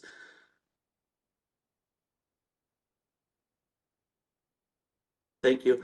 So chart A is our informed choice outreach. This is my initial comment about, you know, travel and proactive outreach events, informed choice outreach events. Many of these in the form of college fairs, expos, K-12 events. You'll see on the next page our work with the California Department of Veteran Affairs on their California Transition Assistance Program, which are generally, not always, on military installations. You know, the Undocumented Students Fair was in partnership with our California Community College Chancellor's Office liaisons down in Fresno this year. So again, many, not all of these are in person, and we'll have to kind of like figure out how to continue to make these connections with students moving forward. As you can see, almost 1,000 students that we made direct contact with in this way over the first 2 quarters. Next slide. So this is an outreach arm, which is really, you know, school closures, program discontinuation, site closures, whether they be, you know, abrupt or a more systemic, broad wind down model where schools tell us that they're going to close at a future date, not enroll any more students, complete all their students. We've had situations where sites acquired other sites and wound down all those students while they converted the site of one school to another through change of ownerships, reorganizations, things like that. Again, they're not always unique. They are always unique. They're not always sort of cookie cutter, sort of linear sort of things. And so often we will develop, you know, emails through the rosters that we get that are customized for whatever the needs are for the students in the situation they're facing, and then reach out to them here to the numbers. If you go to the next chart, I think it's about 600 students or so that we connected with that way in these first 2 quarters. Everything we do in chart A, B, and C, if we go to chart C, often leads then to the activity that you'll see reported in D and E, which are our direct student interactions. So chart C being the closed school outreach. These were two of the three we did so far to date are virtual. So again, the travel restriction in that model would not affect us. In-person student workshops, we're efforting to be able to continue to do those even despite the current budget year restrictions. So there is a process where we could hopefully continue to do that when that's the best way to connect with students, which again are generally in more abrupt closures. So through those outreach efforts, then we get to chart D. We commonly will then have students begin to make connections with us on a one-on-one basis with our analyst. We get a lot of phone calls and follow up to those events, a lot and emails, a lot of emails, and then ultimately one-on-one appointments as well. And so we several quarters ago now began reporting on these individual data and email and call logs that all of our staff maintain for individual students that need specific areas of service that we can help with, such as assistance with filing a student tuition recovery fund claim, assistance with their loans, whether they be federal loans or private loans, directing them to resources to hopefully get relief there from those programs. Let's see, other issues and things that sort of are fallout from program closures or school closures in terms of getting information about what's going on, what my rights are, possibly transferring to another institution. Those are all captured as well. Informed choice consultation, those are the ones that come out of our connections that we make at college fairs and the CalTAP events and things like that. We often have students reach back out to us to help them with the information we've provided in terms of, ways to sort of, look at and evaluate possible next steps in higher education. This is again where we often connect with a lot of our partners as well and try to help direct students with their questions in that area. Transcript assistance is a big one as well, often a big fallout of closures, whether they be past closures where the student needs the transcripts or other records for employment reasons or licensing, et cetera. The Bureau has some transcripts in its possession. Others, our role here is to connect them to the custodian of records so they can obtain those records through the outside custodian, et cetera. So, and then just anything else in any other way we can help the student, we capture those as well under other. So 443 such contacts via phone. So in the first two quarters, and quarter one to quarter two kind of held steady on our pace there, as you can see. Next chart, exact same thing I said all over again, but these are our emails that come in from students. Again, like the other email outreach campaign where those numbers reflected students on rosters to whom we sent outreach information. This is the other direction. This is students reaching out to us as a result of that and contacting us via email for assistance in particular service areas. And then the last chart is one that's fairly new. I think this is the second quarter we've been reporting and tabulating our individual one-on-one student appointments. If we can go to the next slide. So we do see a little bit of a dip here that's kind of obvious. Again, there were a couple of big closures that happened over the summer that resulted in a lot of one-on-one appointments in July, August, and September. You can see slow down a little bit in this quarter, but we anticipate a bump back up here as well. I know that we had one school in particular that a lot of students chose versus doing a workshop, reaching out and doing one-on-one appointments in January. So I expect the next quarter number here will bump up. But again, this is where the rubber really hits the road. This is they've heard our message. They've connected with us in some way. The awareness is there that the Bureau has this office that can help them in situations like they're facing, and they've not only reached out to us with questions or information, but we're actually getting into full-blown sort of counseling here. Let's sit down and go through your STRIF application or your closed school loan discharge application, or where you need to go next, given what has happened to you. A more direct consult, if you will, in terms of their rights and options that they're facing. So that we always see as a positive outcome as well. And I think that's it. So is that correct? Yeah. So I'm welcome to take any questions that anyone has. And again, thank you for the time. Thank you, Scott. Committee members, any comments or questions?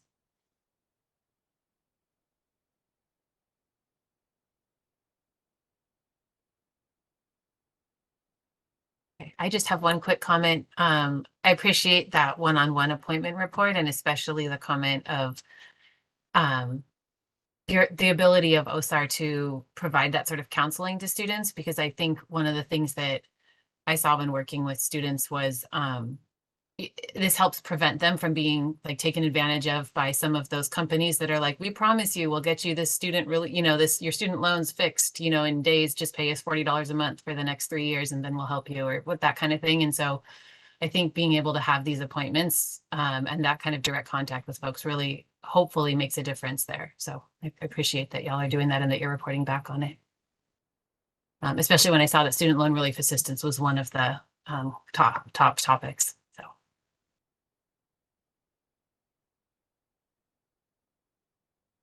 Any other questions or comments?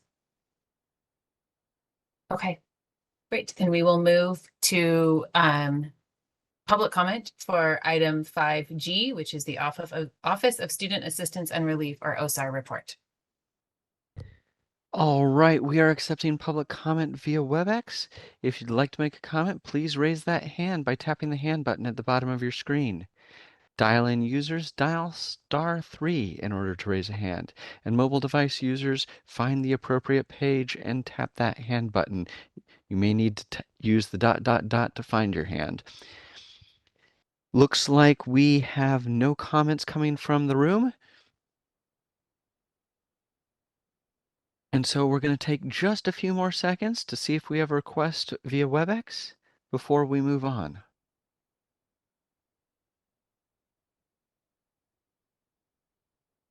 Seeing no request for public comment, do you wish to move to the next agenda item? Yes, thank you so much. We will move to agenda item 5H, which is the Student Tuition Recovery Fund report. We will turn to Yvette Johnson for that. Good morning, committee members. I'm Yvette Johnson, the Chief of the Student Tuition Recovery Fund unit. This is a unit that is responsible for processing STRIF claims received from students that were impacted by a school closure or other event that made them eligible to apply for financial relief for the tuition that was paid to the school. So going into the next slide, please. In Q2 of this fiscal year, we received 74 claims. Of the 74 claims received, 55 were received via our online application system, which is called Connect. The Connect usage rate is currently around 74%, which is an increase of 10% from the last quarter.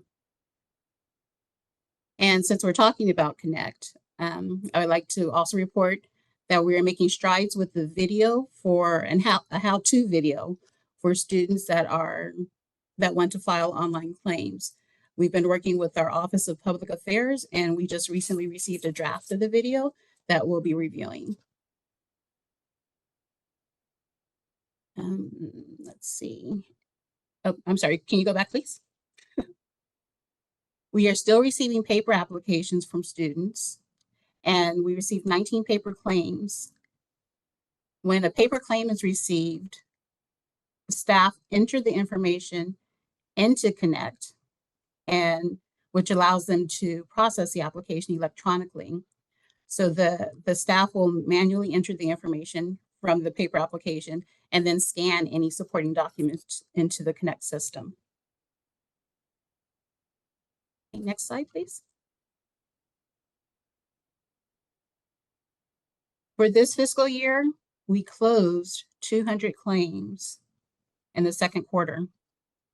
2 claims were deemed ineligible, which means the student did not meet any of the qualifying events such as a school closure, or they did not attend a qualifying institution, which is a bureau-approved institution. 5 claims were denied, which means that after analyzing the claim and the information submitted by the student, we were unable to determine that the student had an economic loss. 7 students were not able to be contacted, and the claim is closed. So with these claims, when these claims are closed, only after making multiple attempts to contact the student, we try to contact the student via mail, email, phone, or whatever way that we can. And it's only after we receive no response. And this is also after looking through LexisNexis and any other forms of resources that we have where we can try to track down the student. Only then is the claim closed. But these students are still able at any time to come back and provide us with the information that we need to complete the claim. So there's not a set amount of period that they can come back for to reopen the claim.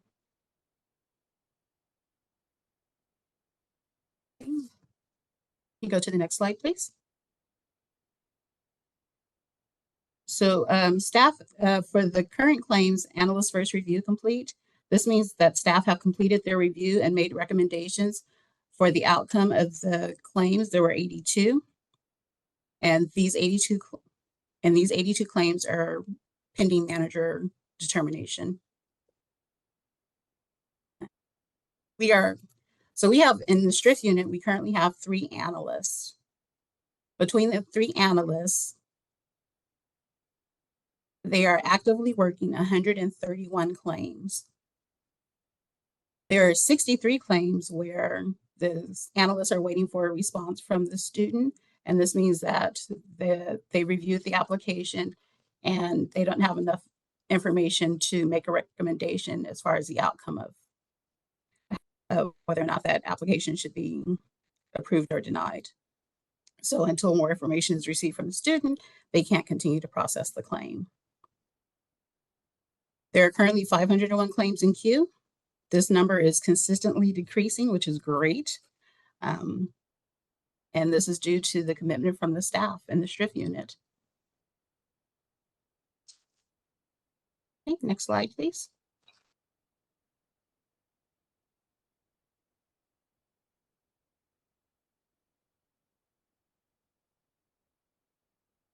So when the STRIF unit, when they approve a claim, we then send a request over to the state controller's office to cut the check to pay out the student.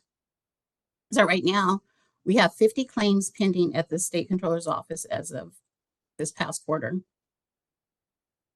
And for this, so far for this past quarter, for this fiscal year, we paid out over $3 million and $3.5 million in STRIF claims. And right now, the fund balance for STRIF is $28,817,283.62. And as a result of this amount of money in the fund, we're doing a rate change. And Dave will talk about that later in the regulatory section. Next slide, please.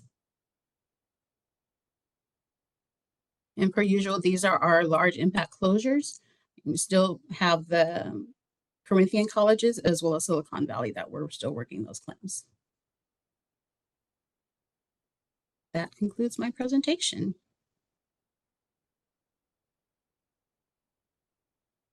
Thank you. Any questions or comments from the committee members? I have a question. Thank you so much, Yvette, for that very comprehensive report.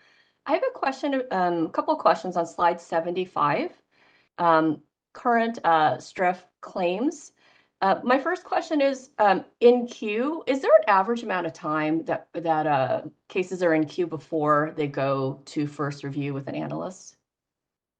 It's the first review is what comes under the manager queue, but the claims are worked in the order that they come in. So, unfortunately, when we receive large volumes, it's hard to anticipate or to nail down a specific number of how long it takes to actually get to that next claim. Okay. So my second question is, so once an analyst gets a case, from that point to resolution, how long is that process typically? I know that sometimes students don't respond, et cetera, but on average, is that weeks or months or days? It could, I would say more likely than not, I don't think we've ever had a claim that came through completely with everything that's needed. And it could be a couple of months or so, or even a year or so before we are actually able to get to those claims. And, it all depends on the volume of claims that are currently there. But my question is, once an analyst has the case and they get that, they're actually working on it. And I know you have a fairly small team. You're saying typically a couple months. Yes. Okay. So once they pull the claim from the queue, they start working on it immediately. Yes. Because that's their opportunity to review the claim and determine next steps. And then the time in the queue will vary. Correct. Okay. Thank you. It might be helpful if it's possible to pull that data for us to see sort of the trends in time in queue. I don't know if that's even possible to see, but I think it would be helpful. I mean, understanding that, when there is a large school closure, that there's going to be an influx of claims, but I think it might be helpful to see some of those trends if that's data that's possible to pull out. That's something that we can look into. Okay. I just had a question too about the new Connect system. Does that seem like it has helped? It is helping. It Okay. is. Okay. It's nice to be able to have everything in one location. Yeah. And, it kind of, it helps cut down on the paperwork. We don't go into green file graveyard where we have green files where we put the strip claims and so it helps to not see the sea of green. The Connect system is still in development. So we're constantly making improvements, which has been great for the staff. It's helped us look at our processes, create more efficiencies, and overall, I believe it is a great thing for us to be able to have that. I was wondering, sorry, go ahead. I was gonna say, and I've heard good things from staff.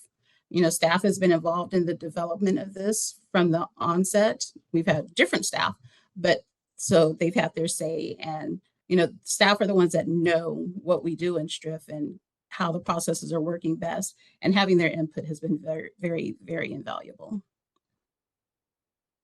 That makes a lot of sense. I was wondering, do you think that either it already has or might in the future help with fewer of those denials where, students, both either where students aren't submitting the right information or they're not, basically where they're not submitting the right information to actually show that they have an economic loss.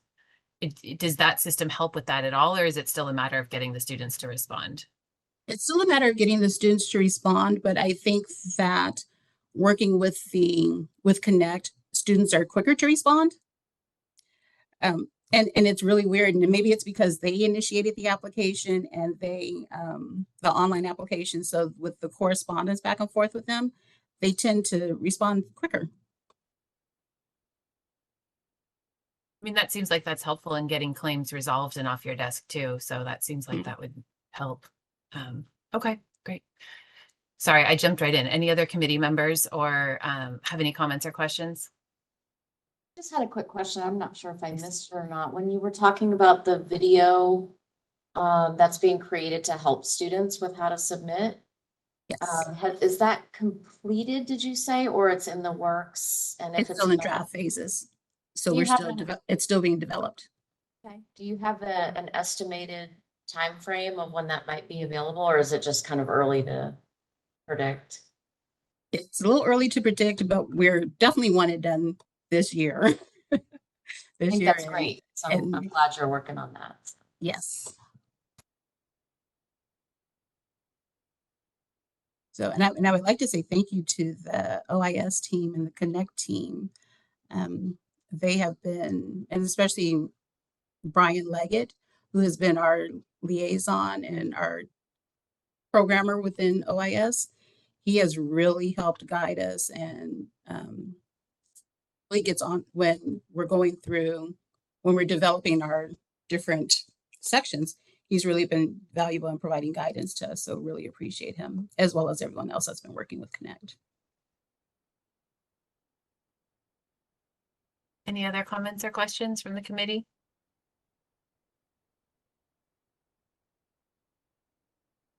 Okay, we will move to public comment for item 5H, Student Tuition Recovery Fund Report.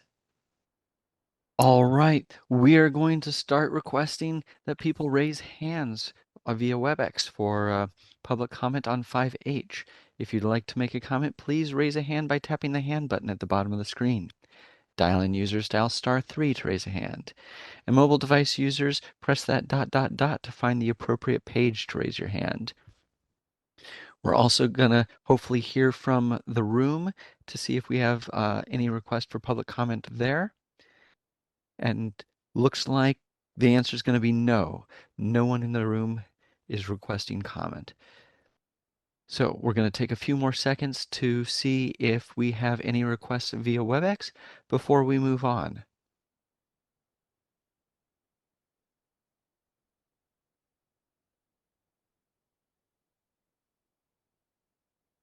Seeing no request via WebEx, do you wish to continue with the agenda? Yes, thank you so much. And thank you, Yvette. That was a great report. Thank you. Okay, I should say thank you to everyone. I didn't say it after every agenda item, but thank you to all of the BPPE staff for your reports. Those were really, I think, like Joseph mentioned, the reports have just continued to improve, and it just helps the committee members so much in understanding what's happening. So I really appreciate all the work you guys are putting in. Moving on to the agenda item number 6, which is status updates and discussions related to regulatory matters. 6A is the minimum operating standards. I'm not going to read the whole rest of it. So, but it's on the agenda. So, Debbie, I don't know who's speaking about this one. Yeah, we're actually, I'm going to turn it over to David Dumble to Wonderful. present and kind of manage all of the discussions on the regulatory issues. And we've got some additional staff helping out, but I'll turn it over to him to shepherd us through. Thank you all. Thanks, Debbie. First of all, I want to go to the tracker of the ongoing regulatory proposals. There have been some significant developments very recently. So if we can go to the next page.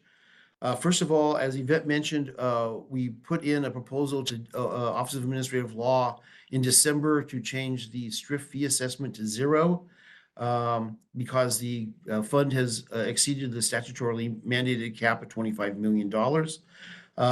This was put into OAL in December, and I heard from Office of Administrative Law yesterday that they plan on filing it with the Secretary of State tomorrow.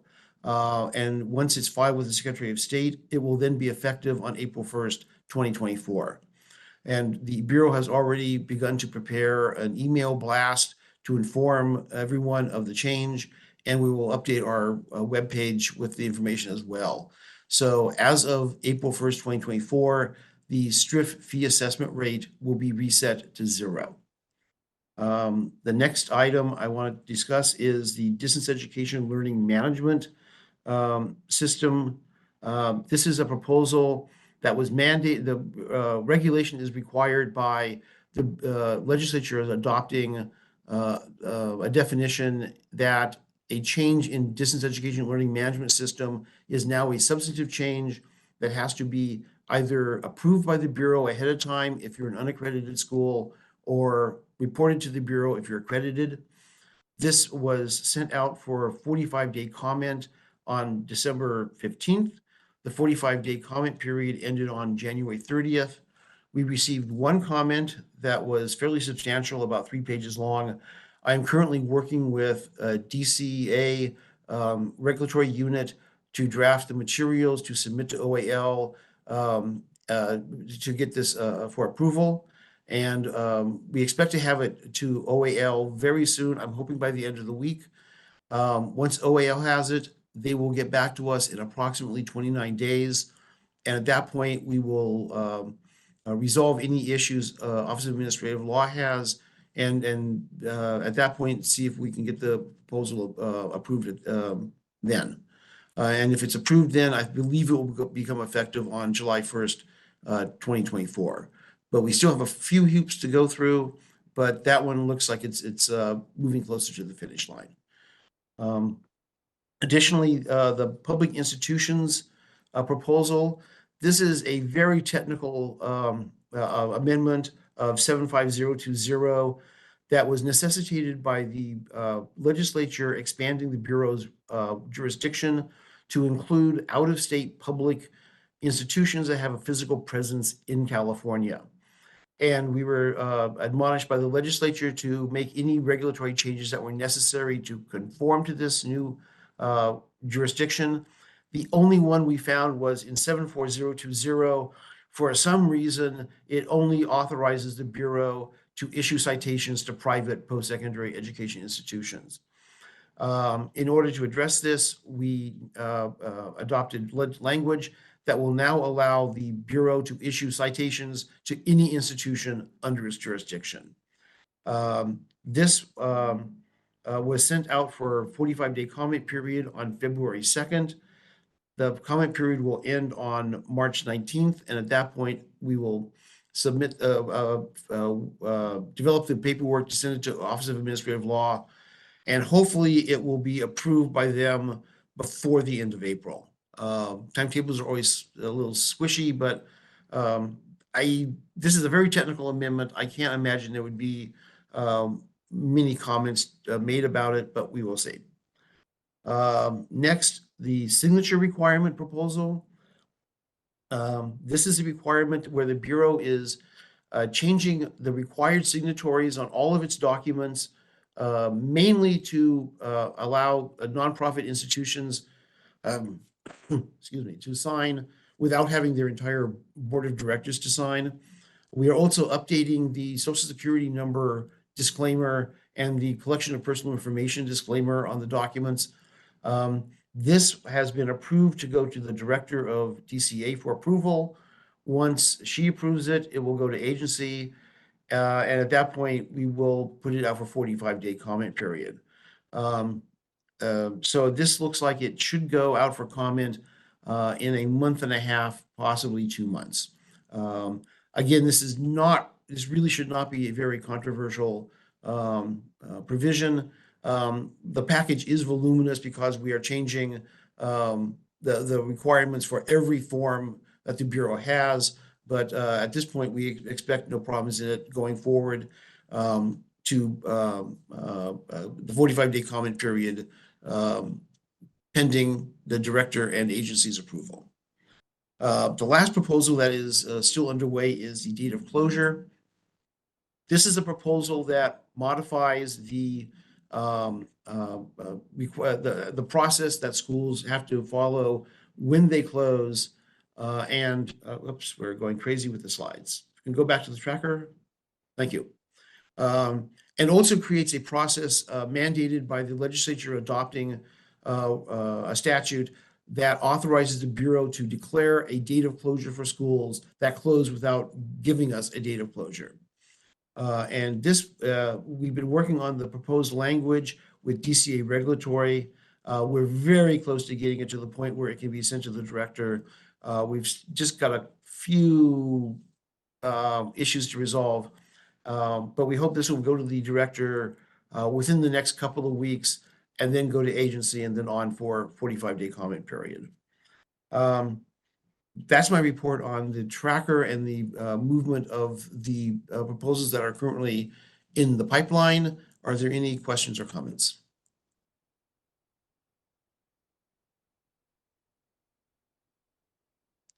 Committee members, any comments or questions? Yes, this is Tess.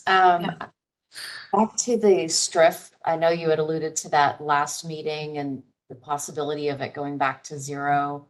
That news is quite favorable for institutions. And I know that that was just announced yesterday from what you were communicating, and that there will be communication to come.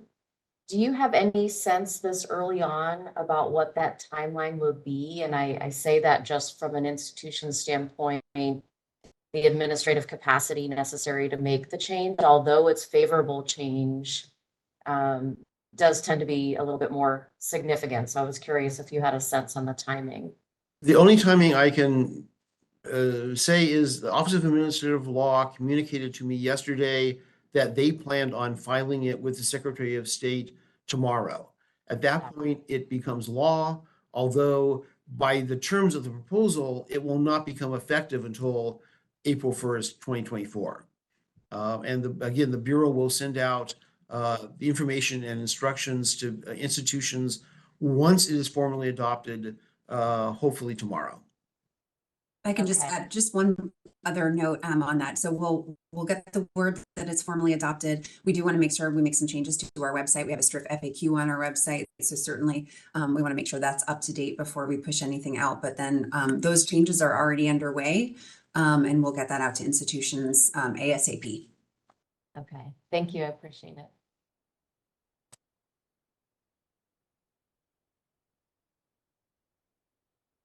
Any other questions from committee members at this point?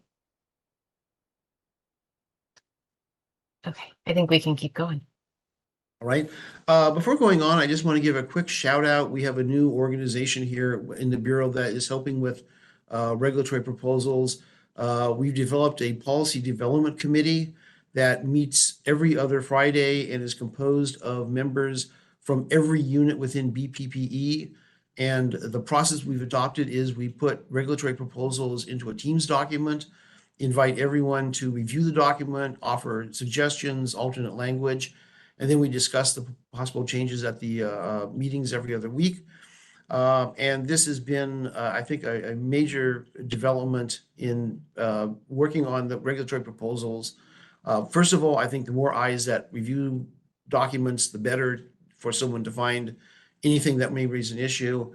And then secondly, it's been fascinating to see where we've been focused on licensing and someone in discipline or enforcement or compliance will pop up and say, if that happens, it'll make a problem for us because, and there'll be a domino we possibly do not anticipate falling. So we think that this policy development committee will definitely improve the quality of the initial proposals we make. And you'll see that in the proposals we'll be discussing today, all of which went through that process.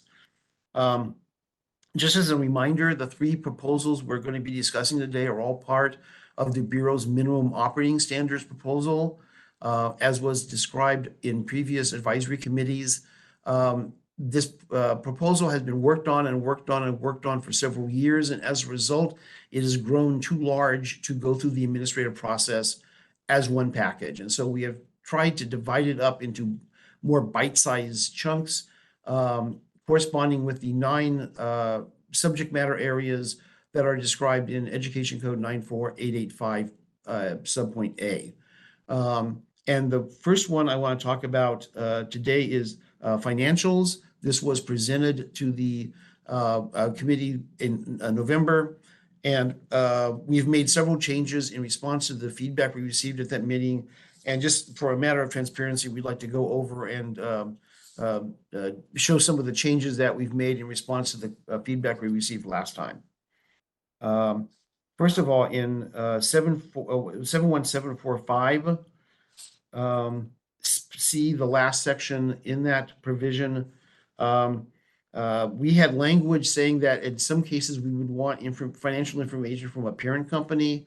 And the feedback we received was that we wanted a little more certainty in the statement as to when this would happen. And so now we are putting language in that says such requests for current financial statements shall include a financial statement from its parent company if the institution's compliance with 71745 is dependent on resources from the parent company. We believe this will provide more certainty as to when the Bureau might be asking for that information from institutions. Secondly, we've decided to add a definition of generally accepted accounting principles under 74002. This will be a global definition instead of having the definition modified or explained every time it's used in the regulations, which we think will be more efficient. The definition says we'll be relying on the standards developed by the Financial Accounting Standards Board, FASB. or its successor organization. This language is taken from statutory language and will allow us to avoid the situation we are in now, where the organization responsible for the definition of gap changes and the regulation has to be amended. So we think this will be more efficient going forward. Thirdly, and this one did not make it into the meeting materials, but for 74110A8, we are moving the words audited or reviewed to the beginning of that sentence. So it will read, audited or reviewed annual financial statements for the institution's prior fiscal year shall comply with section 74115 of this division.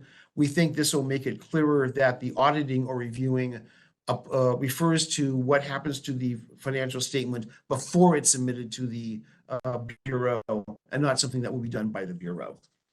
And lastly, in 74115, as I mentioned, we are now using the definition of GAAP in 74002. And so we are striking the reference to the American Institute of Certified Public Accountants, which is no longer responsible for the creation of what are considered generally accepted accounting principles. And as I said, with the global definition and that says or successor organization, if for some reason in the future FASB ever ceases to be that standard, we can deal with that without having to amend the regulation. Are there any comments or questions about these changes? I have a couple of questions. And thank you for that overview. I missed part of the conversation about this in the last meeting, although I did read the minutes very carefully. So I just have a couple of follow-up questions. In one section related to the parent company, item 4 agrees in writing to pay any refund, claim, penalty, or judgment that the institution is obligated. Would that take the form of a letter of credit? The section where we've changed the language is just a language that says that the Bureau has a right to request the most current fiscal statement upon the Bureau's request, and then we decided to include a request of financial information from a parent company if our review of the institution's financial statement indicates that their financial well-being is dependent on resources from the parent company. That's the only situation we're dealing with there is someplace where we look at an institution's financial statement and we're a little skeptical just because it seems like they're dependent on a parent company for their financial well-being.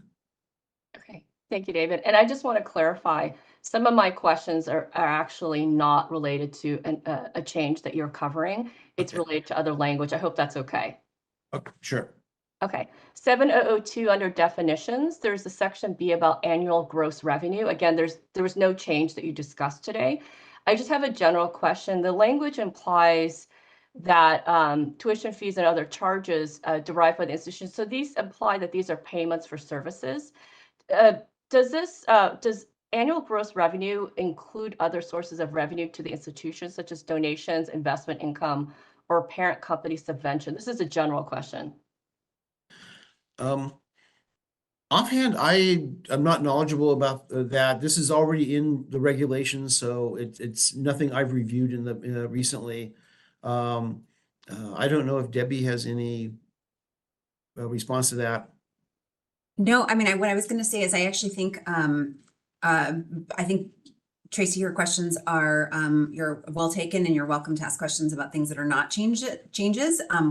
What we are definitely prepared to speak about today are the changes. Okay. So it might be actually helpful to just even have a follow-up conversation, about what the regulations are and where some of the definitions fall, just so that way we can make sure that we do bring in the right internal subject matter experts into the conversation and we don't give you wrong information. Okay, thank you. I have one question.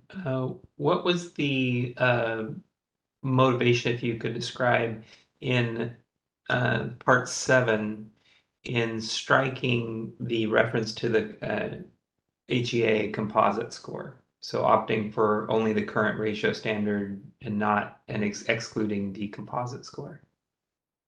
I'm sorry, which section are you looking at? It's a 71745 C, or number 7. It's on page 81 at the bottom. Maintain a current ratio or a ratio of 1.2 to 1. And then previously the regulation said, or for a Title IV institution, meet the composite score requirements of the Department of Education. That was from the regulation. Yeah, that change is just organizational. We moved the Title IV language into 8 and took it out of 7. And that But was it has not the net intended effect to. of making it additive as opposed to alternative. So in the previous language, it was 1.25 to 1 or meet the composite score. Now it is 1.25 to 1, and then separately under Part 8, you need to meet broadly the financial responsibility standards, which is much more than just the composite score in subpart L. I believe 7 begins by saying institutions not participating in Title IV shall. Oh, you're totally right. You're totally right. I'm sorry. David, that's why you have your job and I have mine. You very important. Thank you very much. Yeah.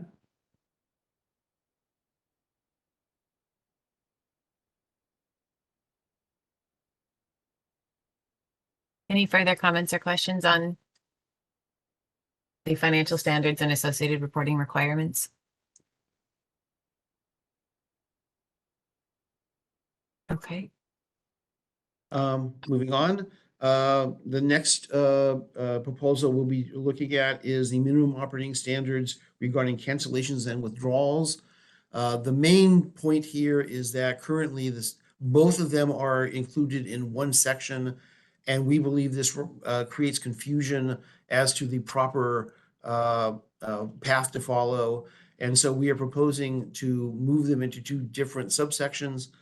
And because this is a somewhat complicated discussion, I'm going to turn the conversation over to 2 members from the enforcement unit, Ashley Conejo and Matthew Witten.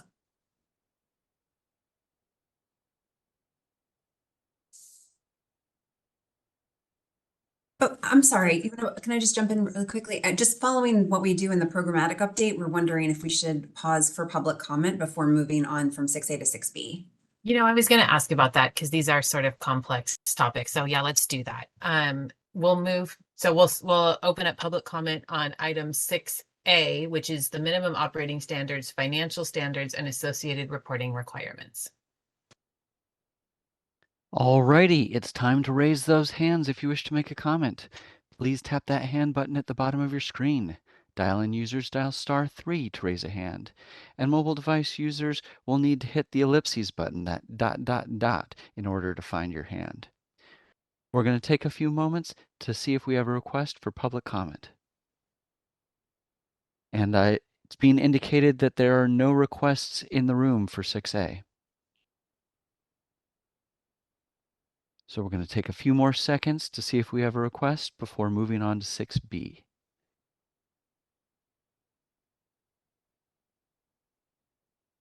Seeing no requests for 6A, do you wish to continue on to 6B?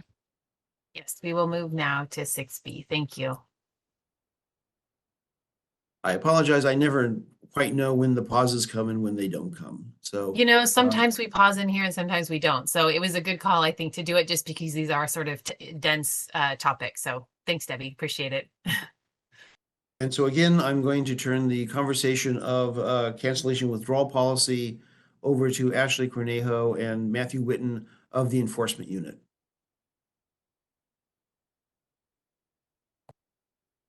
Thanks, Dave. So as Dave stated earlier, he mentioned a policy committee, which both Matthew and I are a part of. And when reviewing the minimum operating standards for regulatory changes, the Bureau assessed problems the current regulations do not address.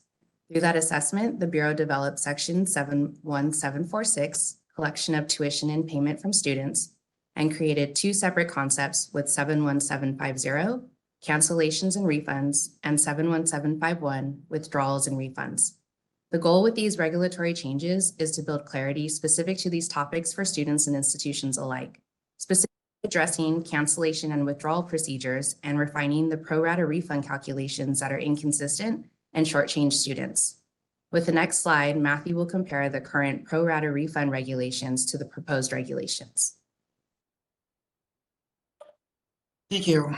Good morning, committee. On this slide, I would like to point out some of the an example of how our pro rata refund will be changing with the proposed language. For this example, we're assuming that there's a student enrolled in a 1,600-hour program and withdraws from the program after 650 scheduled hours. The student was charged $10,000 in tuition and had $1,750 in non-refundable charges for the registration and equipment. Therefore, the total institutional charges is $11,750.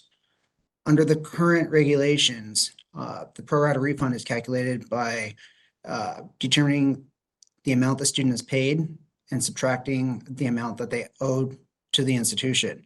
The amount owed to the institution is calculated as the total institutional charges divided by the total hours in the program and then multiplying the hours completed. So in the example you see here, the student's total institutional charges was $11,750 divided by 1,600 multiplied by 650. You go out and you subtract the total institutional charges, the pro rata amount, $4,771, and then subtract the $1,750 of non-refundable charges. So the student's refund would have been $5,229.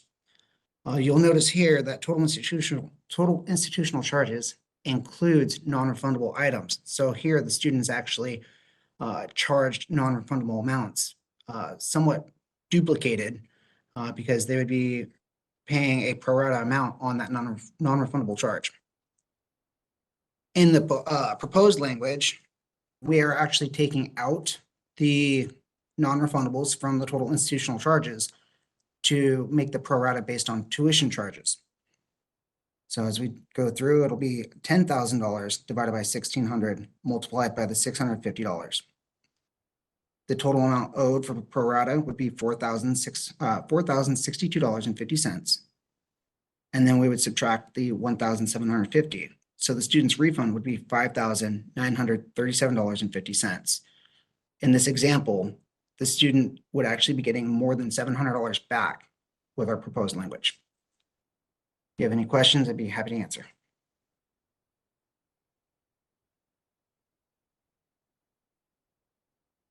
Thank you. That slide makes it super clear and easy to understand the math rather than us trying to visualize it. So I appreciate that.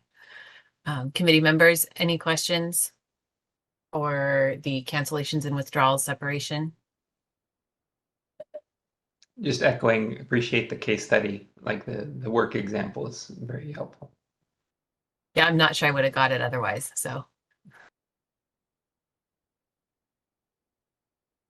Okay, thank you. That's great.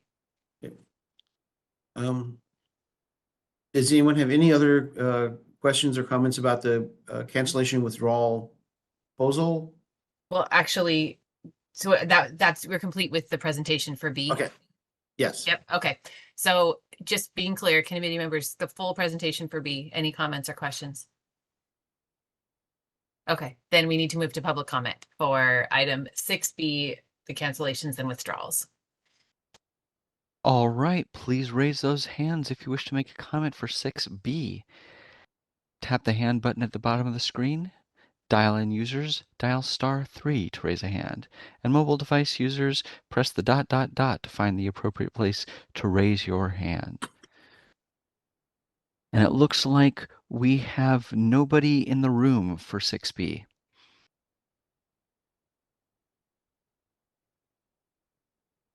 So we're going to take just a couple more seconds to give people online an opportunity to raise those hands, and then we're going to move on. All right, seeing no requests online, do you wish to continue with the agenda? Yes, thank you so much. I feel like we've got this running smoothly now. Item 6C, minimum operating standards qualifications.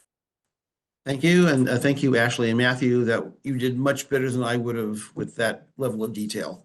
The next proposal is for minimum operating standards qualification. This is Education Code 94885A5. And for this one, we don't have any proposed language. We wanted to get feedback from the advisory committee before proceeding because we, again, in the discussions in the policy development committee, several questions came up that we realized we could not definitively answer, and so we wanted to get some feedback before proceeding further. And to discuss these issues, I'm going to turn it over to the Chief of the Quality of Education Unit, Ebony Santee, and Forrest Rule.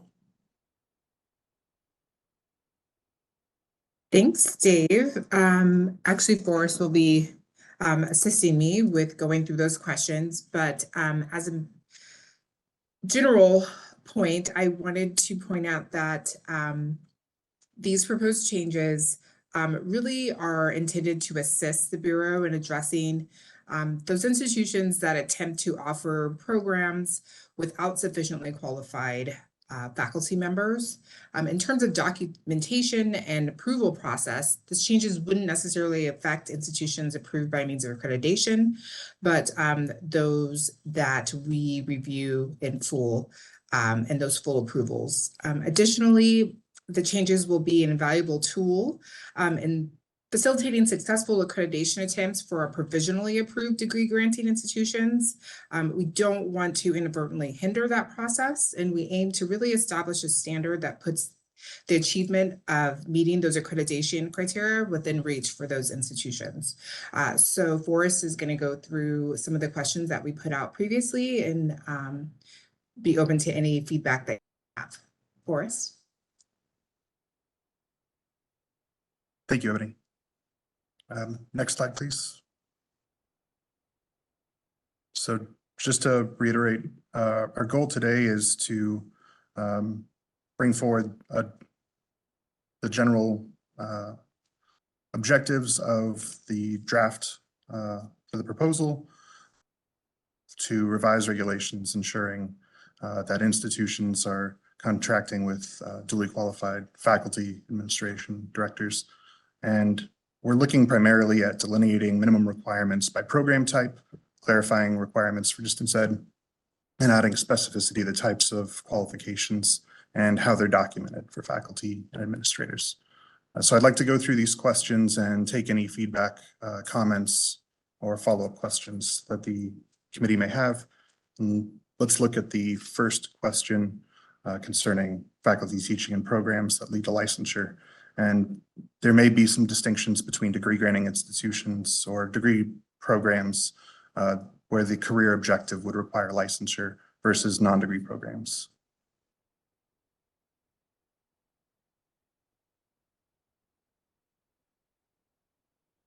I have just a quick comment for us. I think you already addressed it, that programs, not all faculty members in a given program of study, for example, might be licensed in the field for which the entire program points, but they're teaching course content that is not directly related to that clinical licensure, for example, or state licensure. Now, that is certainly the case in degree programs, as you point out. It could potentially be the case even for non-degree programs.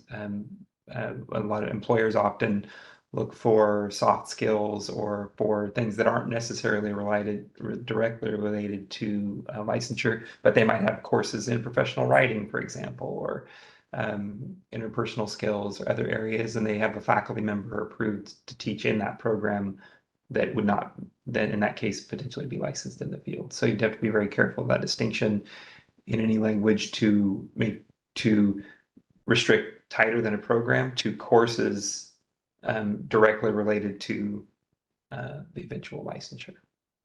Where the curriculum or learning objectives are related to licensure. Right, correct. Yeah, like learning outcomes are among those monitored by the licensing agency. Mm-hmm.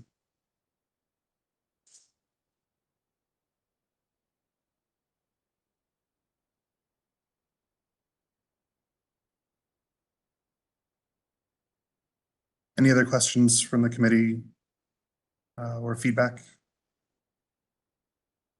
I'd be interested to hear any comments related to license status beyond active, current, clear. There are some alternative license statuses, for instance, California Board of Accountancy or professional geologists, land surveyors, have retired status licenses. In which cases might those be sufficient? Or would they? I would think any retired or suspended, even not, and by suspended I mean like in stasis, like I'm not practicing as a nurse, and so I'm going to go to like a hold category. Anything that doesn't have a negative connotation, that they didn't lose their license in some instance. Some of the best teachers in schools in our sector are retired. They've worked in that field. They're no longer working in the field. They're now retired and they're teaching. And so you certainly would want to make sure that you give provision to people that, particularly if there's a high expense to maintaining active licensure, they might go into a park status. Yeah, I was going to say something similar. Like for lawyers, you can be inactive, and you pay a substantially reduced fee, but for instance, like those folks can still actually perform legal work under the supervision of. So like, there's obviously lots of reasons why that's still relevant. I think the challenge is in the language, because every agency calls that inactive or park status something different, and so it would have to be. It's going to be hard, not hard, I mean, not impossible, just a challenge, right? To like identify how to explain that status, like Joseph said, to make sure that there isn't that negative, it isn't a suspension, because sometimes there's an inactive prior to a suspension, and there's just kind of different ways that agencies go about doing it. But I would agree that I think a retired or inactive should not disqualify somebody by any means. And in some ways, yeah, maybe might make them more qualified. Thank you. We'll take those into consideration. I like the idea of having the licensure. I understand why there are substantial challenges with that. I mean, I think it makes it really more straightforward, for the Bureau to be able to identify folks. But I agree, I do recognize that not everything has a license, first of all, and some of the topics that folks might, take classes in aren't necessarily directly related to the license, while it still may relate to their professional development and qualification to perform under that program. So I wish I had more direct, substantial comments, but I guess recognizing the challenge, and that the crafting of it, may have to be something that that isn't maybe as specific as we would want it to be, is what I'm thinking. Any other comments? Oh, go ahead, please. Yeah, no, I agree with both Joseph and Levy about what they're saying. I'm also wondering, as I'm reflecting on the topic, years experience and how that may, to Lee's point, be a factor depending on whether or not there's even a license available for a particular area. So years experience in that particular field may be a way to help that language apply to some additional people that would be great teachers that, we don't want them to get negated out of the process and not be able to do something that they could otherwise do very, very well. So just something to consider. It's going to be a tough one, how to write it, just because of how many different variables. Along those lines though, Tess, I wonder, like if you could almost say like a licensure, or you make the case based on these like 8 factors, and including years of practice, whether licenses, an inactive but related. Anyway, there might be a way to do something like that. Anyway, that just. I think everyone's making really good points, and I would agree overall with what everyone is saying. The one thing that I don't know how you would measure this, but I think that one thing that goes along with licensure is being current and up to date on industry practice and standards, and maintaining professional and ethical standards. Those are important things, I think, in many cases to impart to students. And so currency of knowledge, I think, is an important thing to reflect. I'm not going to be helpful in how you'd be able to do that in the language, but I think that's an important thing to consider, as well as like years of expertise and being an established expert in the field that they're teaching in.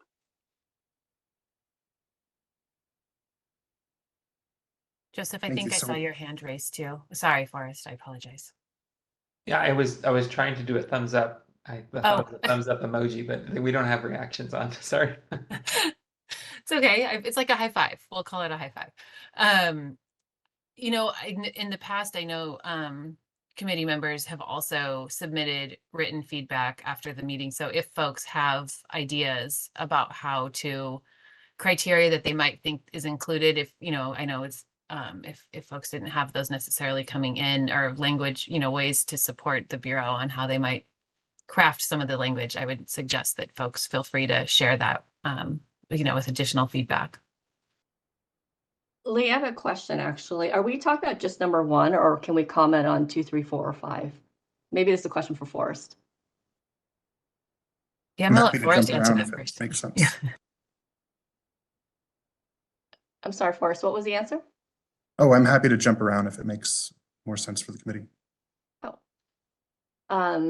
I'd like to make a comment on number 2 then, if that's okay. Beyond licensure. So I just wanted to comment that, so that's about faculty teaching degree programs that they must hold an equivalent degree, et cetera.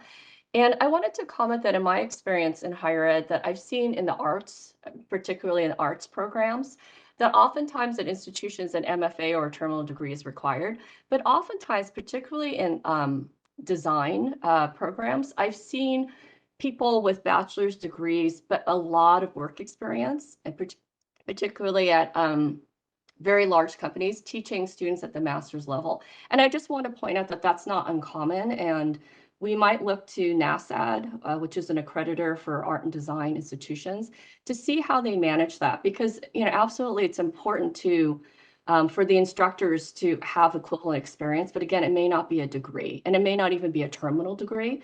It may be years of work experience at a very well-known design firm, for example.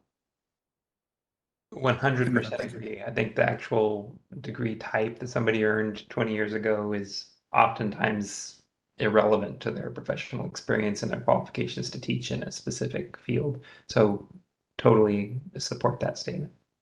And to add to what Joseph is saying is about degree titles, I know that sometimes in the community college system, for example, you can only teach in a program if your degree title is literally, you know, on a list. And I would just say again, as a faculty member, as someone who, you know, works with our graduate students, that they have no control over what the degree name is. And if it doesn't show up on a list as approved degree name, that can be problematic, and they have to petition. And I find that it would be, I mean, my opinion is it would be more important to name competencies or concepts or knowledge areas as opposed to degree titles, because, you know, institutionally to change a degree title is very difficult. Even if that degree name was, you know, set like 20 years ago, to petition an institution to change that degree name is very difficult. So again, I think looking at competencies and content is more helpful in ascertaining competence rather than degree title.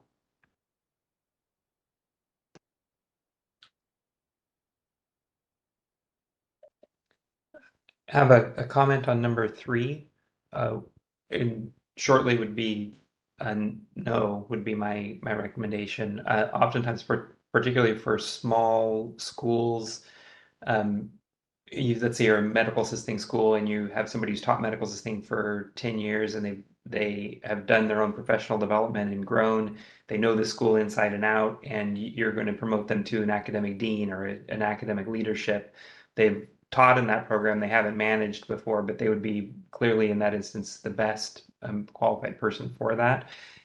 And so you don't need prior academic management experience, for example, to go into a position of academic leadership, particularly within a small, you know, to mid-sized career college.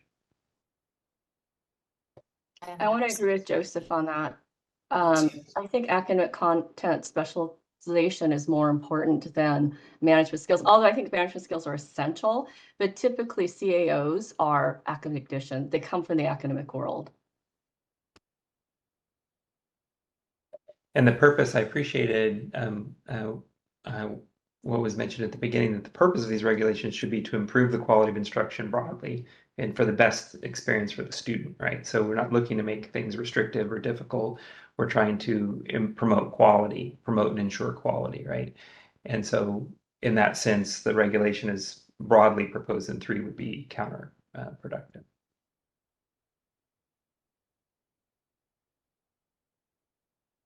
Thank you very much. Any further comments on any of the questions at this point that folks want to share? Yeah, just keep going. Okay, I'd like to comment on number 4 about continuing education requirements. I think it's a great idea. I think the issue is, in my experience, CEUs tend to be professionally based. So some licensing programs requires continuing education units. They're set up, those are accessible, you pay for them, they're registered.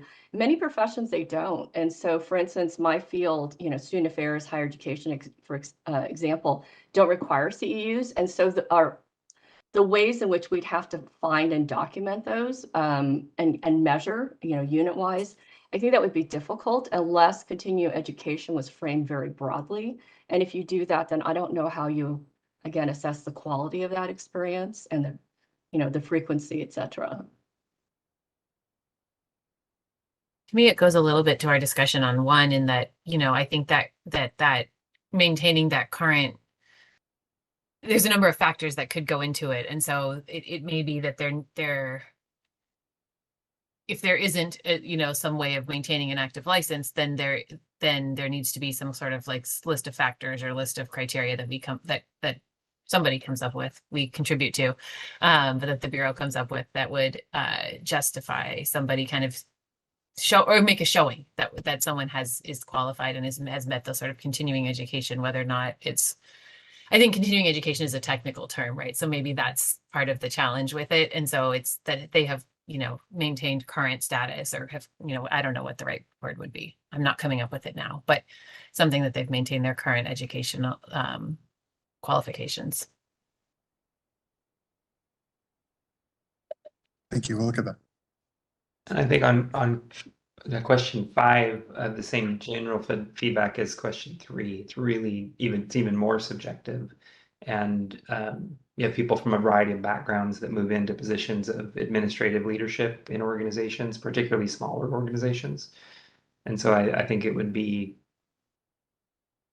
grossly subjective to identify some list of standards to gatekeep people being a director of a campus, for example. I'm 100% in alignment.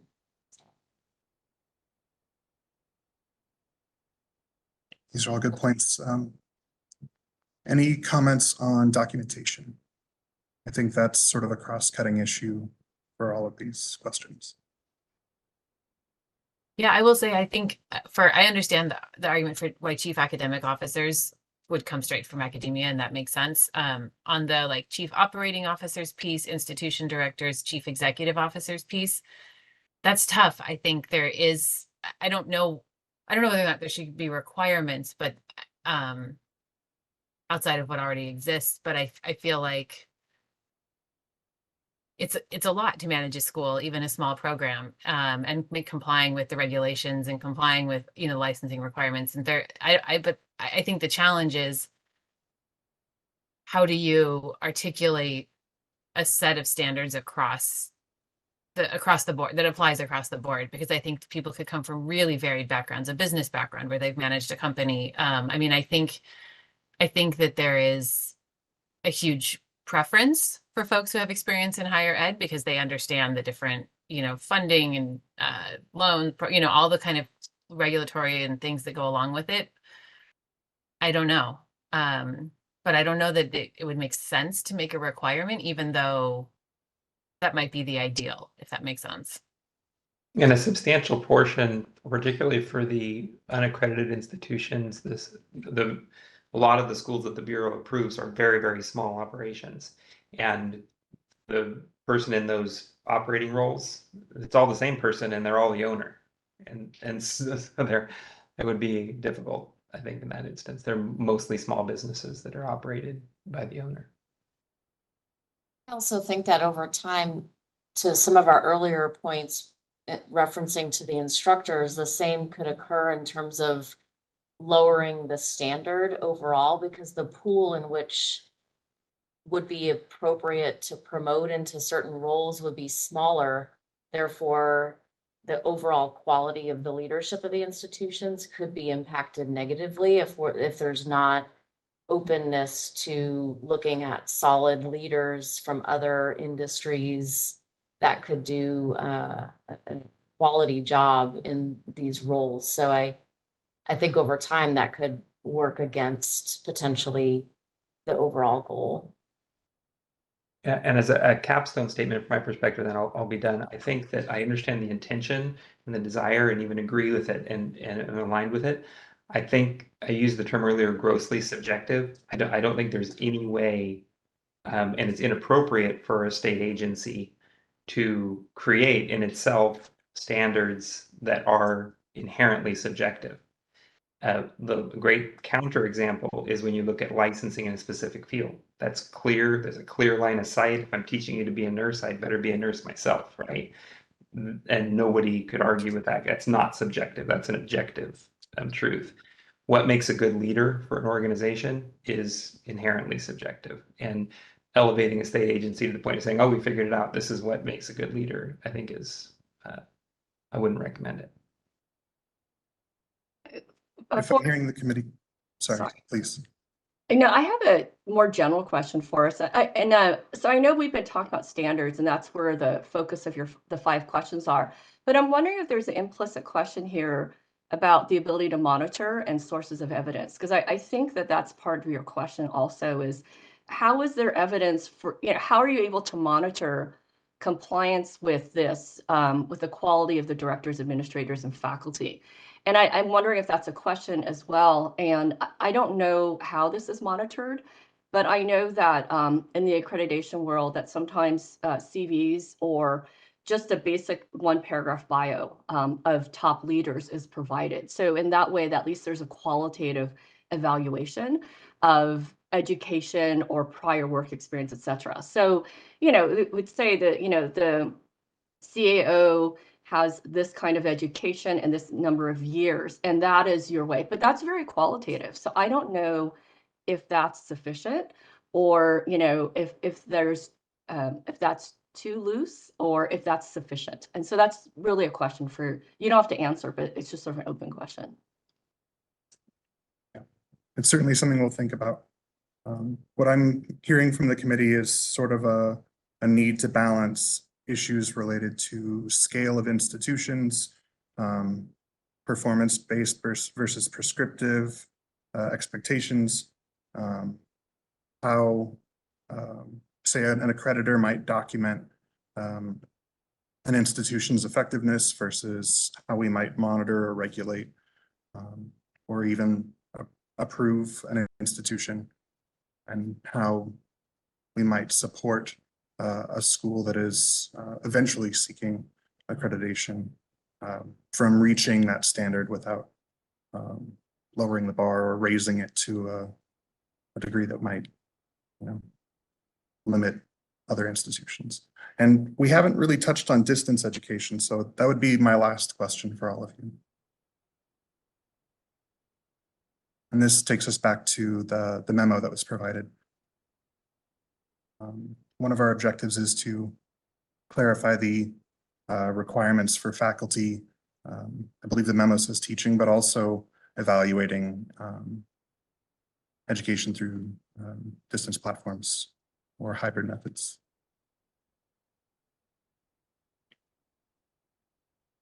So how might we document that faculty are qualified with distance education methods?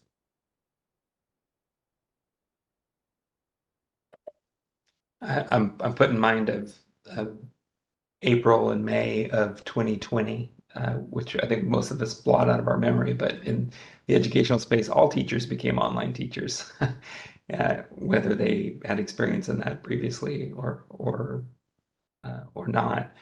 And so I think that it's to be an online teacher, to say that you had to have already been teaching online, or it would be very difficult. I don't know how you would create standards around that you could regulate as a state agency to identify the qualifications of an online teacher. And you also have a large migration in colleges, large and small, of people who have taught for years on ground that now want to start teaching. online, or they're moving into that space. So there isn't, to my knowledge, like I'm an online teacher certified track, right? Like I got my LMS badge now. I can go teach online. I'm not aware of that. Yeah, I would say I don't think there should be I mean, I think the requirements for the faculty in distance ed programs should be the same for folks in-person programs to the extent that's possible. And I recognize that teaching methods and strategies and all that can be different in distance ed. But I think that I guess I would suggest, I agree with Joseph. I don't think there should necessarily be someone has to say that they've taught 17 distance ed programs, but I would expect that the institution has some kind of support for the person in crafting their curriculum and their program to make it like accessible on a distance ed. I don't know what that looks like already, but that would be my suggestion. I mean, the same way we had to learn to facilitate Zoom meetings, or WebEx meetings or whatever, it's different than in person. So like, I think it's, as long as there's support for it, then I think that they should go to the basic faculty requirements. Yeah, I would agree with that. I think there has to be institutional support for distance education, adequate support for students and faculty. But I mean, teaching online is a modality. It doesn't actually speak to the quality of instruction, the curriculum, and the pedagogy. So I think I understand why it's called out as a question, but if you have a bad teacher, they're going to be bad in person and online. And so the modality doesn't matter in that case. If you have an institution that teaches in person and online sections, you could ask the question of what student outcomes are and compare. But we also know that students who opt to do fully distance may have different profiles and needs than those who are on campus. And so you'd have to account for that as well. Thank you. These are all great comments.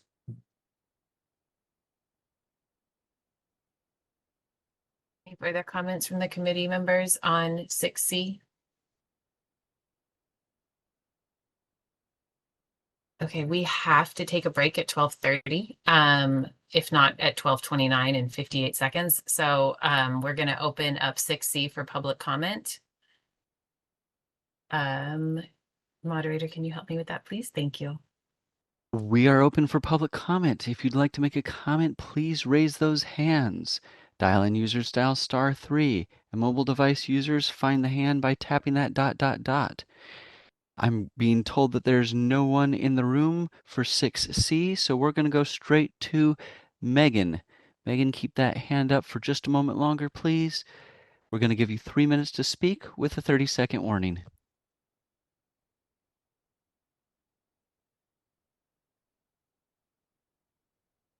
Can you hear me? Yes, go ahead, please. All right, briefly, I would like to share two consequences of, my name is Megan Lawrence. I work with the Kaiser Permanente School of Allied Health Sciences. Two consequences to adopting a regulation that programs leading to licensure require faculty have that same licensure.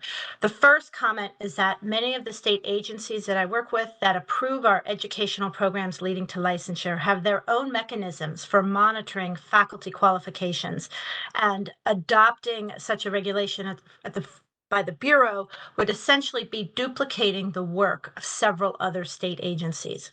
Second point is that the discussion is focused around general education and kind of courses that are related to the degrees, but not necessarily core to licensure. However, I have not heard comments raised about situations where there may be a higher level of licensure by the instructor. So for example, a mental health master's program that would train a student to be a licensed marriage and family therapist may have instructors who are licensed psychiatrists or licensed psychologists.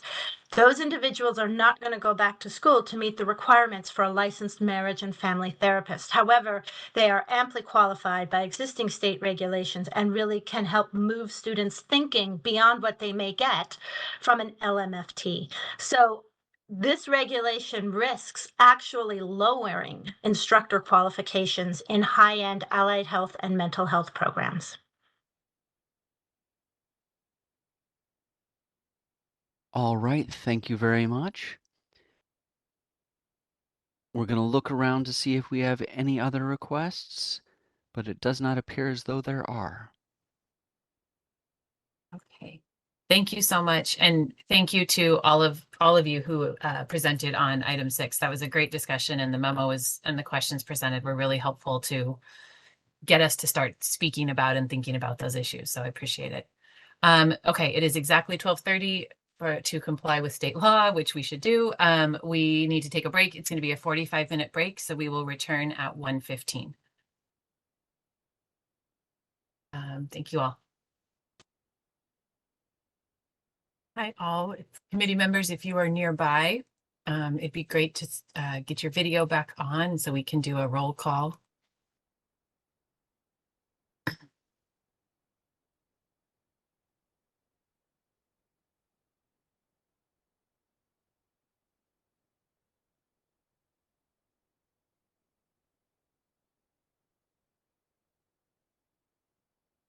Okay, welcome back. I hope everyone got to stretch their legs and get some water and maybe see outside if you can't from where you're sitting.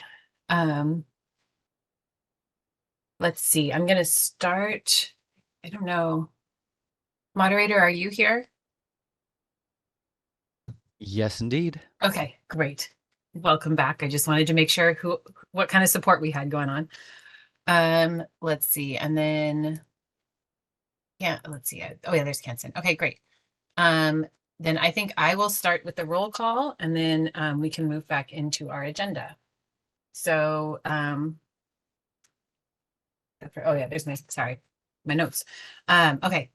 First, Lee, I am here. Tess. Here. Joseph. Here. Hanson. Here. Melanie. Here. Tracy. Here. Wonderful. We have a quorum. Then I think we can move on with, is there any other items that I need to take care of before I get back into the agenda? Debbie or? I don't think so. Okay. Just making sure. I hope everyone had a good break. We are going to move on to item number 7, which is the update on the Bureau fee structure study and possible discussion on Bureau recommendations for fiscal sustainability. And Debbie, go to you, I think. Perfect. Yes, thank you. And I think this will be probably pretty brief, but I wanted to give a little bit of historical context and also a brief update about the Bureau's fee structure and fiscal sustainability and where we are now and what is going to come next. So for historical context, Bureau operations are paid for from a state fund that's called the Private Postsecondary Education Administrative Fund. This fund faces a substantial deficit that threatens the Bureau's ability to do its job in protecting consumers. This deficit is not new. It's been under discussion and scrutiny for several years. Actual expenditures have outpaced revenues generated since 2017-18. In 2020, a group called Capital Accounting Partners conducted a workload analysis to identify areas where the Bureau's workload and revenues were out of step and made recommendations to adjust fees accordingly. Several months later in 2021, DCA and the Bureau developed an alternative proposal for increasing fees, primarily the annual fee, in a multi-part fashion. And that, again, was designed to bring expenditures and revenues into line. In lieu of adopting either approach, the legislature in 22-23 provided the Bureau with $24 million from the general fund. And this was to be provided over 3 years to do a couple things. One was to stabilize funding for that defined period of time. But it was also designed to allow the Bureau to explore additional options for revenue sufficiency. A small amount of that general fund augmentation was set aside for us to use with a vendor to conduct needed research and analysis of the Bureau's funding structure and look at potential alternatives and other agencies. With those resources, the Bureau entered into an interagency agreement with the Foundation for California Community Colleges to explore issues and potential revenue sources beyond the typical licensing fee models that had previously been proposed. That's sort of where we are right now. The foundation's resulting draft report, and again, we have a draft report. The resulting draft report outlines a number of recommendations for consideration to improve the financial sustainability of the Bureau and safeguard its ability to protect consumers. The final report will be transmitted to the legislature along with a cover memo from the Bureau endorsing several of the foundation's recommendations, either in whole or in part. When the final report and cover memo are provided to the legislature, they will also be provided to the committee and to the public. And that will be, we expect that to be finalized within the coming weeks. Happy to take comments and questions to the extent that I am able to answer them.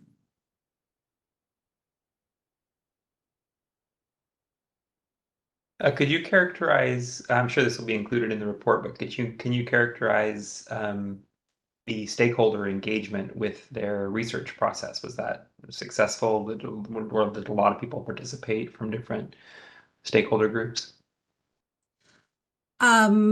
I think it's fair to say yes. And I believe, Joseph, what you're talking about is the Foundation for California Community Colleges. Part of what we asked them to do is their workload for the project was to talk to a number of different stakeholders in the field, consumer representatives, industry representatives, legislative staff. I believe they were able to speak with everyone they attempted to speak with. So I certainly think that feedback shaped their recommendations quite substantially.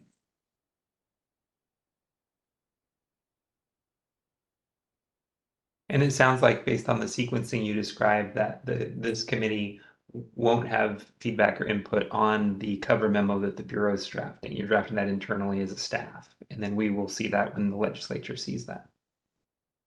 That is correct. Got it. It is going through, the Bureau is drafting it alongside our partners within the administration. Got it.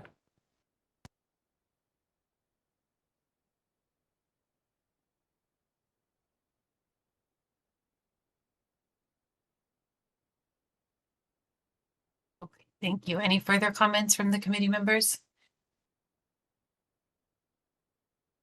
Okay, then we will open item 7, the update on Bureau fee structure study and possible discussion on Bureau recommendations for fiscal sustainability for public comment. All right, we are open for public comment. If you'd like to make a comment, please raise that hand by tapping the hand button at the bottom of your screen. Dial-in users dial *3 to raise a hand, and we will call on people in the order we have requests. Mobile users, you have 3 different screens to look through, and one of them can be found using the ... button, the ellipses button. It looks like our in-person room has no one wishing to make a comment for item 7. We're going to take just a few more seconds to see if we have a request online, and then we're going to move forward.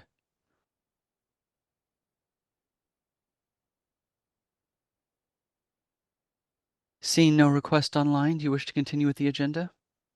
Yes, thank you so much.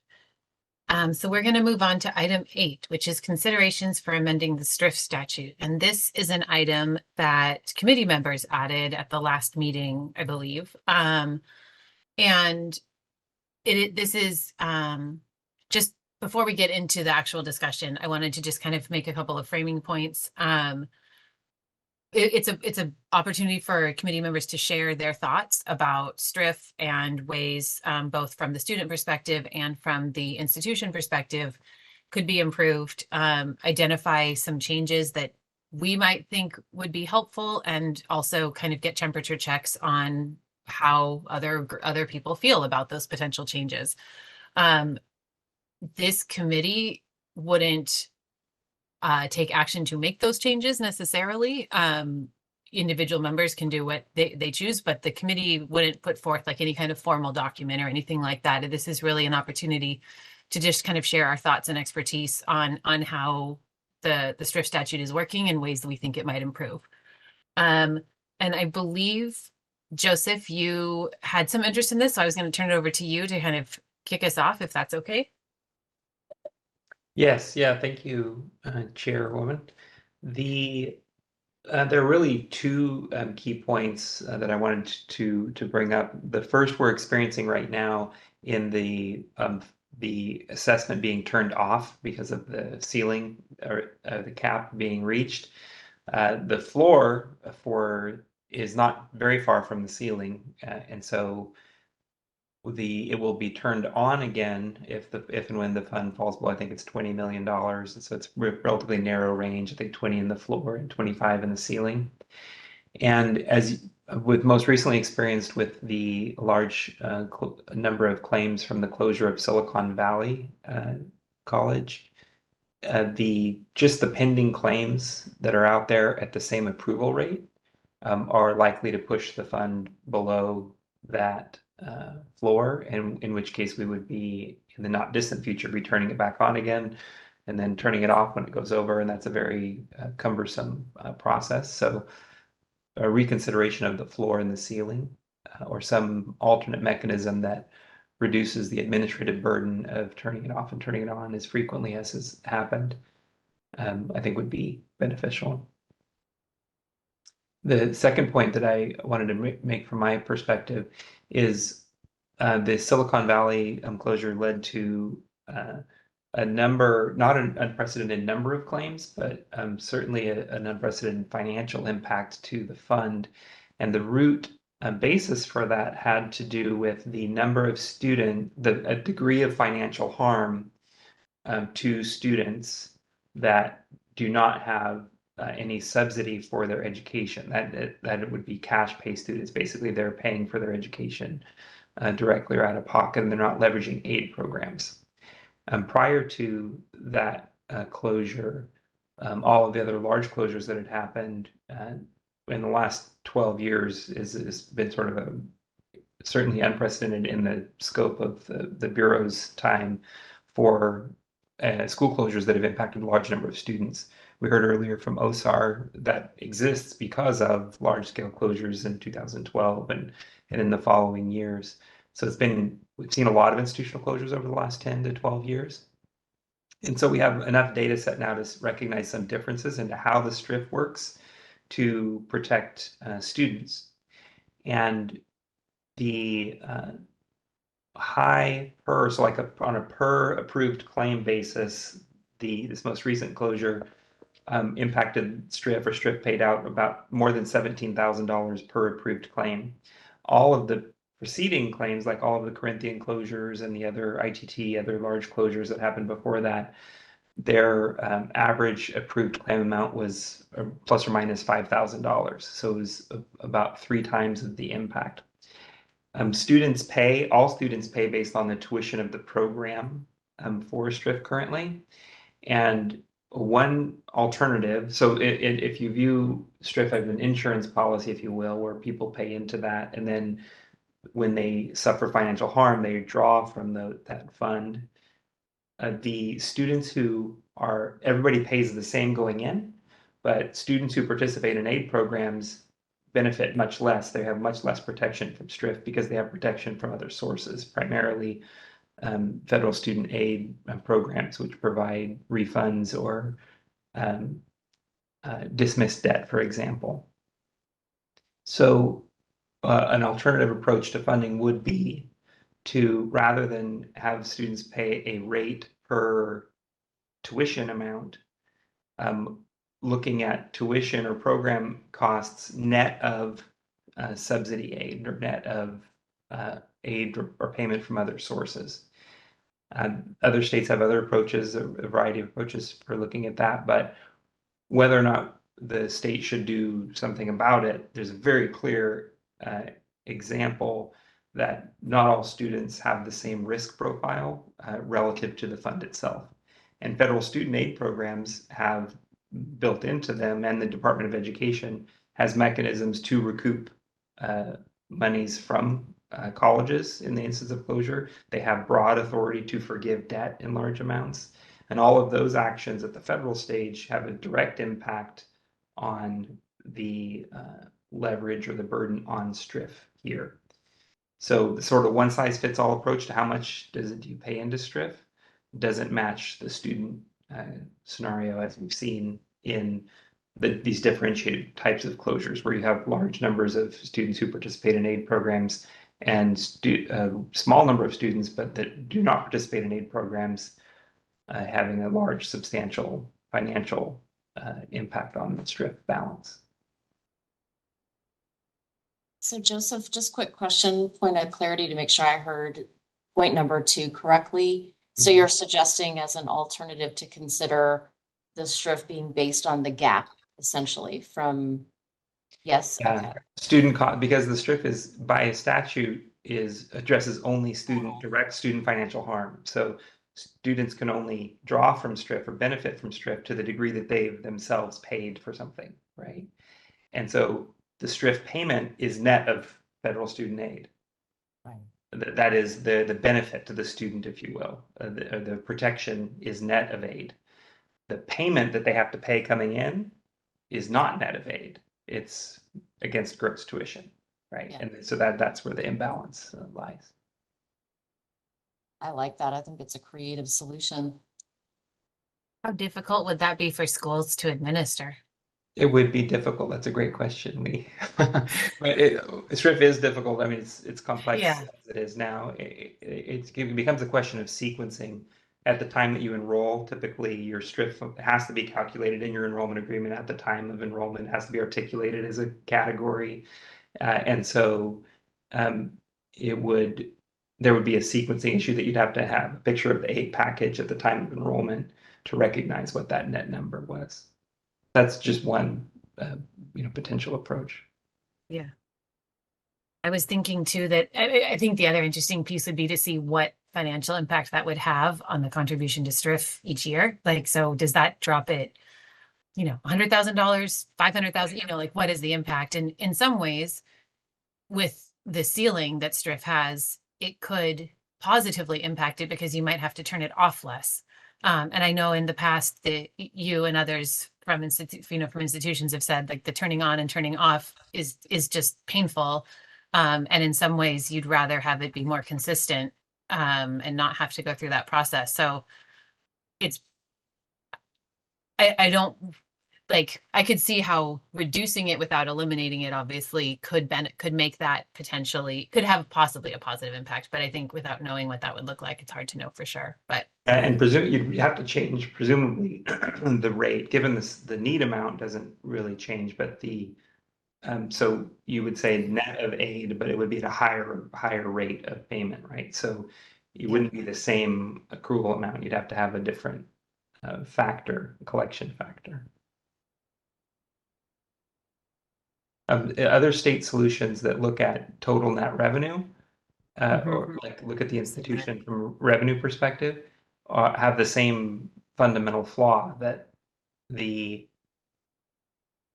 for as long as the STRIF is pointed to pay out based on student direct costs, the input factor needs also to be addressed by that level. So again, if you went to a revenue-based model at the institutional level, it would have to be revenue net of student aid. Like how much direct money do you receive from students would be the driving factor. Whether it could be a student collection as it's structured currently or institutional, the root issue is who's paying for it. Which bucket of money are we insuring? Right.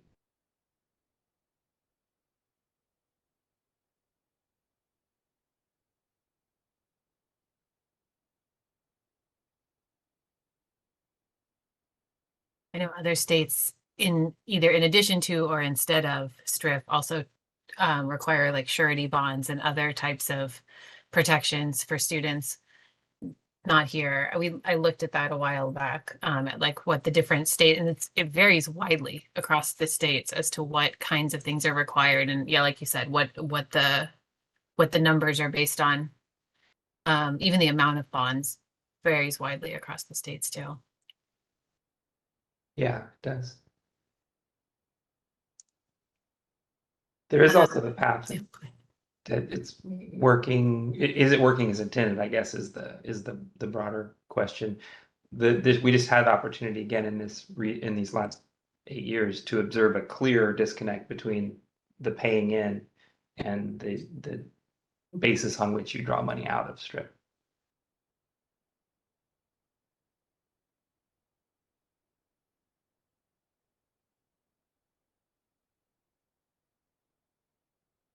Do others have thoughts or comments about the STRIF statute or about any of the comments made so far?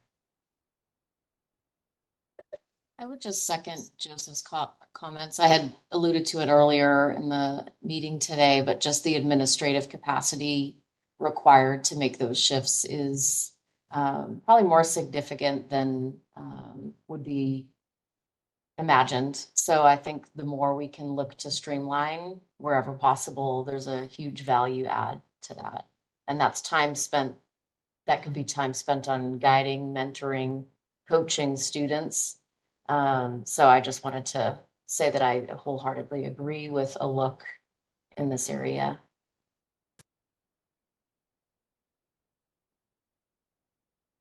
I support Joseph's comments as well and think this is worthy of closer examination.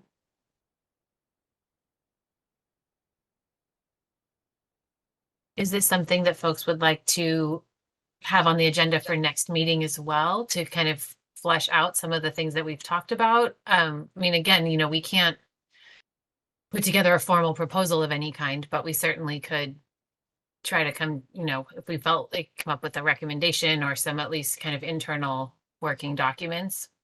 I don't know if people feel that would be useful. I have kind of a practical question. I apologize for my ignorance, but is the section of the statute that articulates STRIF, is it also considered during the sunset process for the BPPE, or are they independent sections of the act? Reason I being, thought it was part of sunset review, but I'm not the expert. So if there is someone from the Bureau who is the expert on that, please chime in. I mean, I think that, you know, the STRIF statute is part of the Private Post-Secondary Education Act, which is what is considered through the sunset process. okay, great, yeah. And so in that instance, then Lee, I don't know that it's timely at the current point for the legislature to crack it open and do something with it. So I think that it might be something we calendar for the year prior to sunset or the year of sunset. Might be more relevant at the time because I don't, yeah, I don't know when the legislature would consider changes to STRIF except in the sunset process. When is the next sunset process? I know there was some delays for a while, so 2026, I think, is your next cycle. 2026, okay. Closer than we all really think. Yeah. Okay, that makes sense. I mean, I think it's helpful to have shared, you know, kind of the initial thoughts that like that there is potentially room for improvement, and we do have a unique perspective in terms of the data that we get to see at these meetings. So I think that is very helpful. Then so any further comments from the committee? Okay, then I will open item 8, considerations for amending the STRIF statute for public comment. We are open for public comment on agenda item 8. If you'd like to make a comment, please raise a hand by tapping that hand button at the bottom of the screen. Dial-in users dial *3 to raise a hand, and we will call on people in the order we have requests. And it looks like from our in-office room, there are no requests for comment on 8.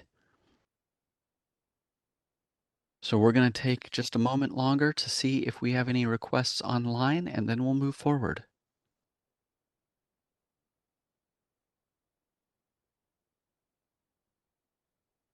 Seeing no requests from WebEx, would you like to continue with the agenda? Yes, please. Thank you. We'll move on to agenda item 9, which is future agenda items.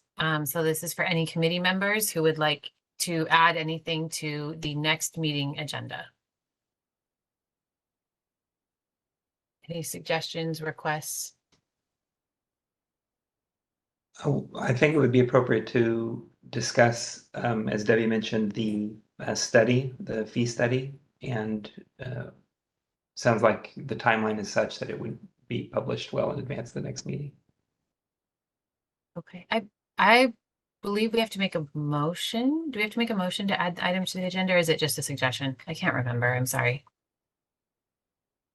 Maybe it's not a motion. I think it's just we just add them. Yeah. I think it's your prerogative to if you wanted to vote on that, but otherwise usually we just consider these suggestions to the staff. Okay, then great. I think that's a great suggestion. Any other items that people would like to discuss at the May meeting?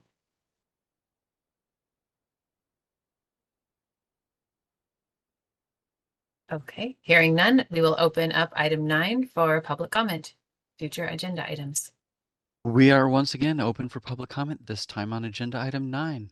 If you have a suggestion for future agenda items, please raise that hand by tapping the hand button at the bottom of the screen. Dial-in users dial *3 to raise a hand, and we will call on people in the order we have requests. We're going to take just a second to check in on the room there, and it looks like we have no requests from the room on agenda item 9. And we're going to divert our attention back to online. And it does not appear as though we have any requests online. Do you wish to continue with the agenda? Yes, please. Thank you. All right, we have reached the end of our agenda. The last thing we have is adjournment. The next meeting is May 15th via WebEx, so we will plan to see you all then. Thank you so much for bearing with me today and for your patience and smiles through WebEx. It's helped me get through this. I appreciate it. Thank you all. Thanks, everybody. Bye-bye. Bye. Thank you. Bye.